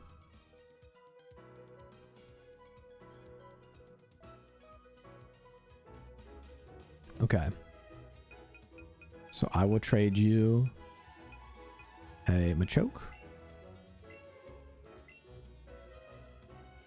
We can just trade and trade back if that works.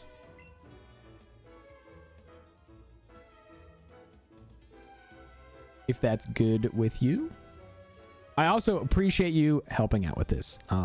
This has taken a bit longer than I thought it would, but I hope everybody's having an okay time hanging out. You've gotten some deep James lore today. And we all got to share a little bit of our dentist trauma. We're all stronger for it. We can't let it define us. Okay, so I will let this evolve. I'll just trade this back to you, I think. Do you want to just trade these back and then we'll do the same thing? Like, I'll trade you a Graveler, you trade me a Machoke. We'll swap them again. If that makes the most sense, I think.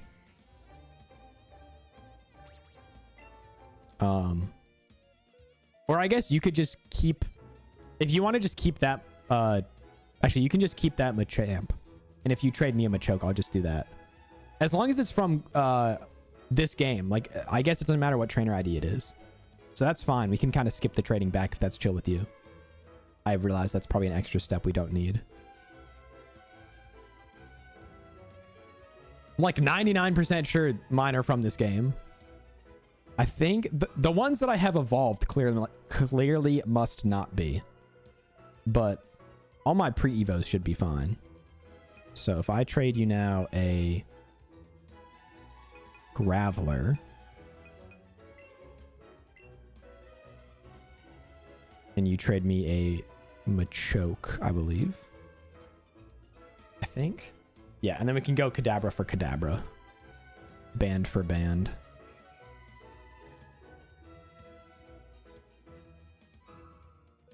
Hell yeah. Nice. And if this doesn't work, the crash out meter is going to hit its peak and I'm just going to scream and then we're going to do something else. No apologies. My boxes are a nightmare in this game. I cleaned them up a bit before this stream just because I wanted things to be a bit more in dex order. I think you can also auto sort by dex order, which can make it a little more useful, but that's the thing. I also have all the Pokemon that I've chained where you just have blocks of like 100 Pokemon in a row. Wanted a shiny Krabby, apparently. All right. We got Golem, we got Machamp, and we go Kadabra for Kadabra. And then I think we should be good. I think we should be good after that. If I'm not mistaken. Fingers crossed.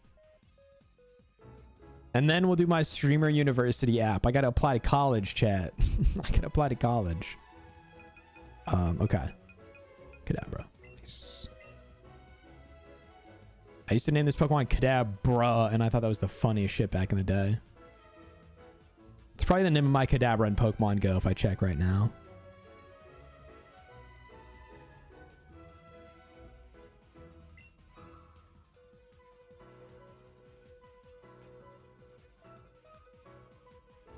I don't even have Go downloaded. Caught.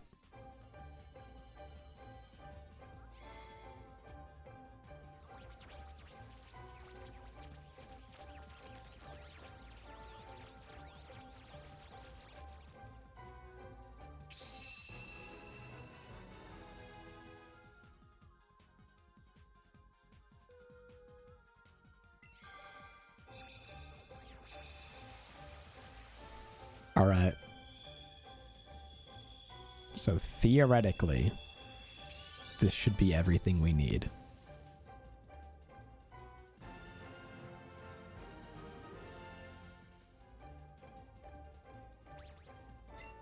All right, Julia, huge thank you for trading. Chat, can we get claps in chat for Julia? Thank you. I'm 97% sure those were all caught in this game. All good. If not, no worries at all. I am going to quit trading because those are the only 3 I needed. Thank you for doing that, though. That is so greatly appreciated. Thank you, thank you, thank you. I got to go, gamers. Have a great rest of your day, everyone. Thanks for stream, James. I hope you get into your dream college. Thank you, Bags. Have a wonderful rest of your day. Thank you for hanging out. Always good to see you, gamer. We will catch you around.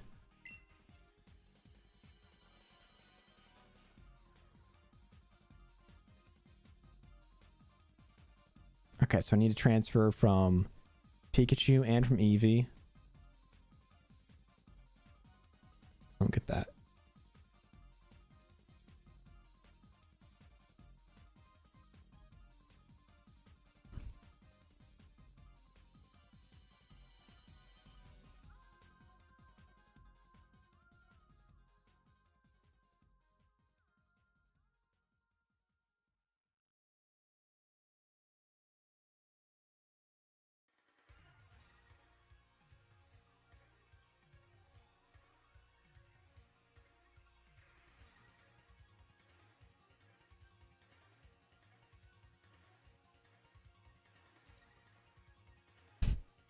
Dude, all the people in the comments for this the streamer university are like, yo, please just let me be a janitor.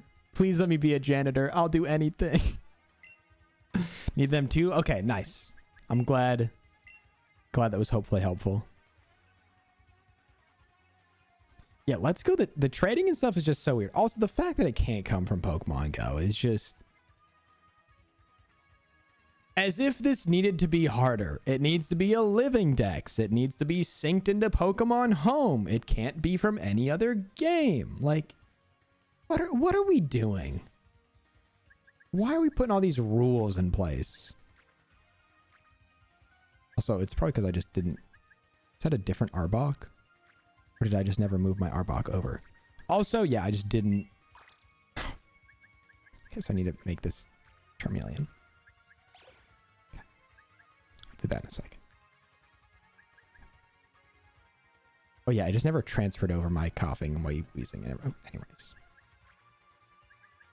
Okay, new Machamp. New Golem. New Kadabra. Then I need to evolve this Charmander.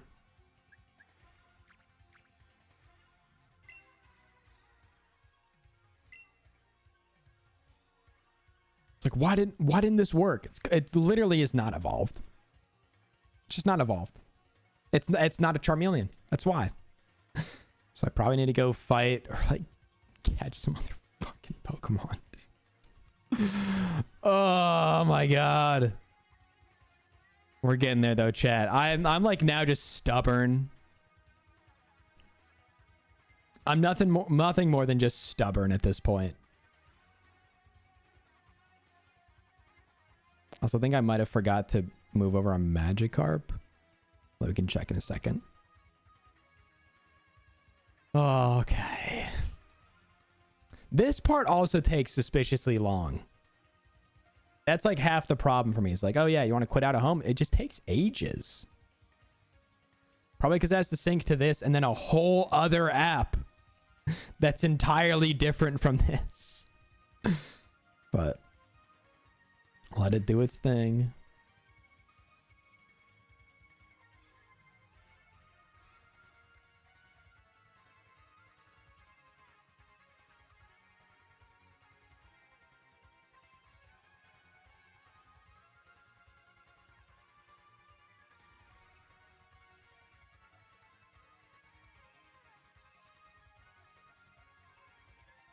And well, I guess this loads for the next hour. Does anybody have anything fun going on?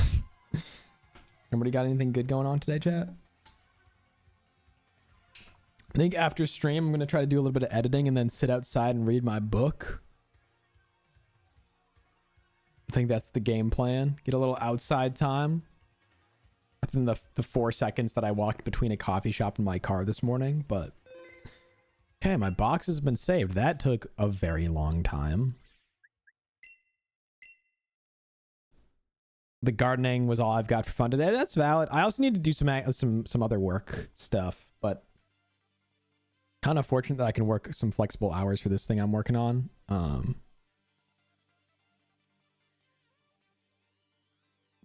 So that I kind of just work on in my off hours, which has been nice because it's allowed me to kind of just still be in sync time-wise with a lot of my friends back on the East Coast. So like I've been able to kind of catch up with them, like playing Xbox and stuff and chilling in Discord, which meant a lot with this move, just kind of doing my own thing for the first bit as I, like I said before, as I execute my plan to get everybody to move into a gamer house. And live and stream together. But as I'm working on that, it's been really meaningful that I've been able to connect with my friends like that and still kind of be on their schedule. So I haven't lost touch with them, which is really, really nice and something I was a little worried about, being in a different time zone. But it also means that I have this like window of time after my friends all go to bed on the East Coast where I'm like, now what do I do? Because it's only like 8 p.m. here. So I just like grind editing usually. Or what's been nice is like my run clubs have been later in the day. So I kind of get to still have that social time with friends and then go do something else social, which is good. But yeah, like I said, I've been grinding the editing. We are finally in the Elite Four in the VOD. So I think I can get the editing like all the way to the end of the video, probably done either today or tomorrow. And then I'm going to go back through, clean a bunch of stuff up. I'm hoping, knock on wood, that video will be out next week. That's my game plan. I really want to get that video out next week. So that's the goal. Keep on the lookout. I am like going through the stages of like, oh my God, I want this video to be out. I want this video to be out. But also like, oh my God, what if this video isn't good? But I'm ready to work on some other projects and stuff. So be on the lookout in chat. When it comes out, it would mean the genuine world to me if you checked it out, watched it to its completion, even if you put it at 1% volume and just walk away from your computer for an hour and a half. But it's going to be a long one. I think it's going to be like an hour 15 to an hour 20. But it's this encompassing, like, I think a very fun story to tell. A lot of cool shit happened in those streams, but also I think I put a lot of memories and nostalgia for myself personally into this video. And it feels like probably my most personal video I have made. In terms of just talking a lot about what Diamond and Pearl meant to me as a kid, and the impact that those games had on my life, my love of gaming, my love of Pokemon. So I'm just hoping that that love kind of shows through and that you guys enjoy the video as much as I've had fun writing it, recording it. It's been a true labor of love. I mean, all the videos I've made have been, to be fair. That's not to be like, oh my God, there's been videos I've made that I absolutely hate or like was a grind to get out.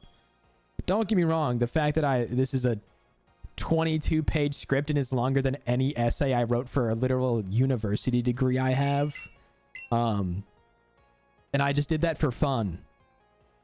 Like, I hope that paints the picture a little bit of what this means to me.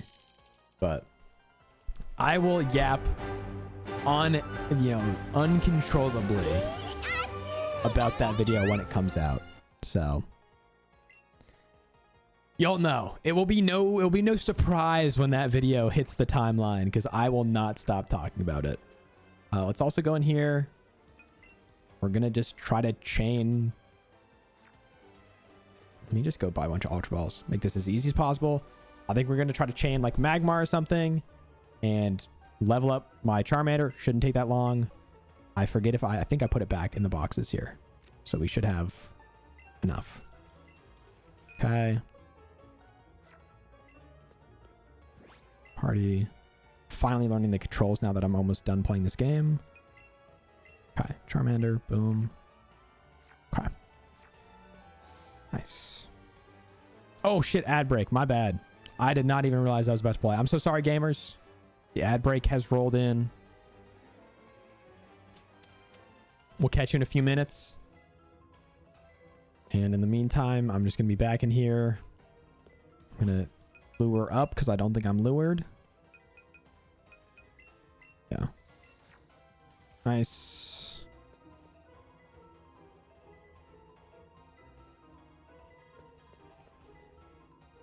This Magmar does not want to be near me. I like stink or something, dude. Raspberry. Let's try to make this as easy as possible. I feel like this shouldn't be this hard to catch because I've caught so many Magmar, I think, chaining for XP. But I'm hoping that I only have to catch like 2. Like level up my level 9 Charmander. Make it 1. All right, there we go. That was like the exact amount of XP I need. That's kind of crazy. That's kind of crazy. That worked like to perfection. And so I think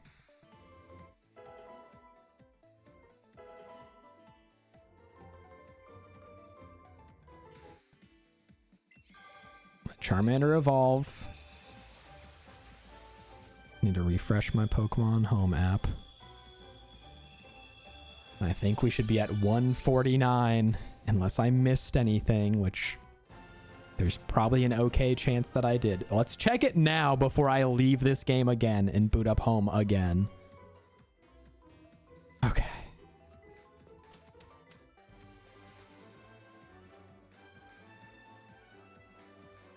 Okay, it's at 149 out of 150. Charmeleon is the only thing we're missing. So, save the game. Close the game. Go to Pokemon Home. To do this. Go here. Okay. Okay. All right.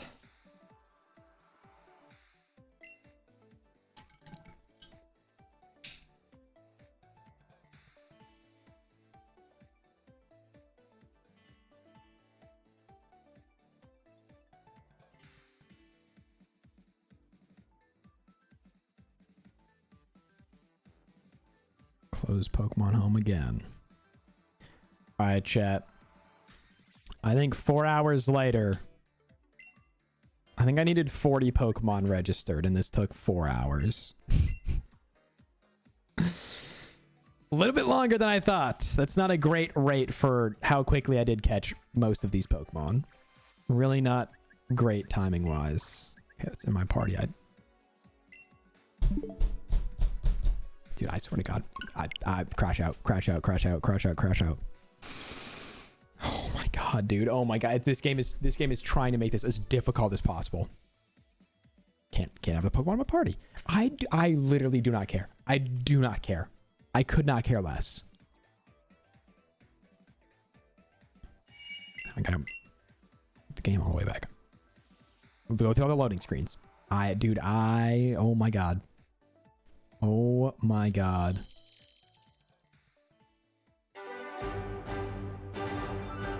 Okay.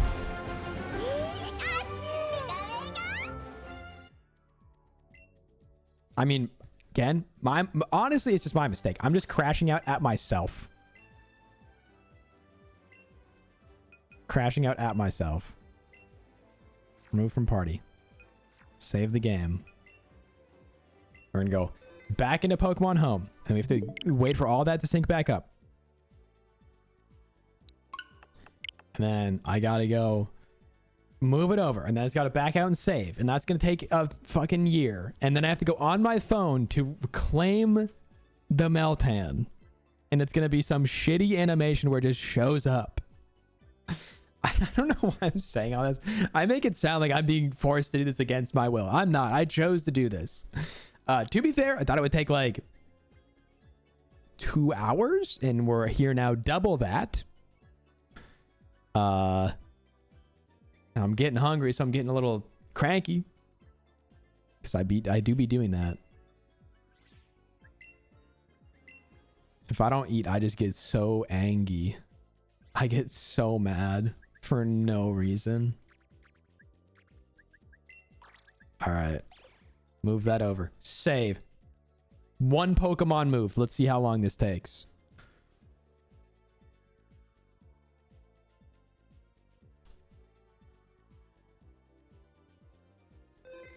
Okay, that took 10 seconds. I back out of the app. I go to my phone.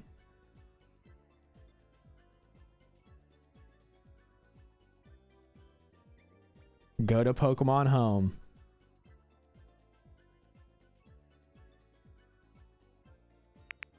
I'm turning off my Switch. I literally just don't care. If it doesn't work, it doesn't work. I don't care. If it doesn't work, it doesn't work.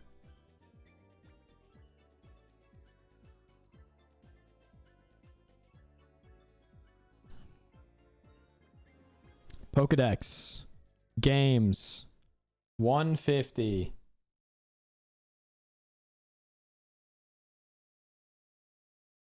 Let's go. All right.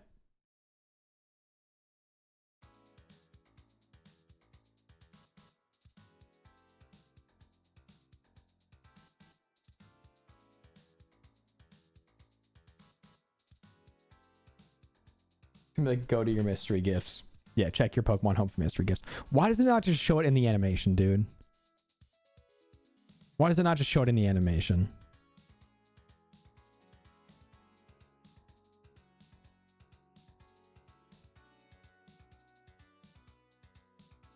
That's what we did all this for.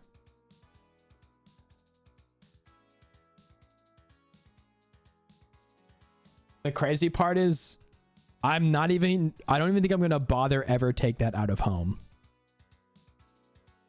I don't even know that I'm ever going to take that out of home. But there it is.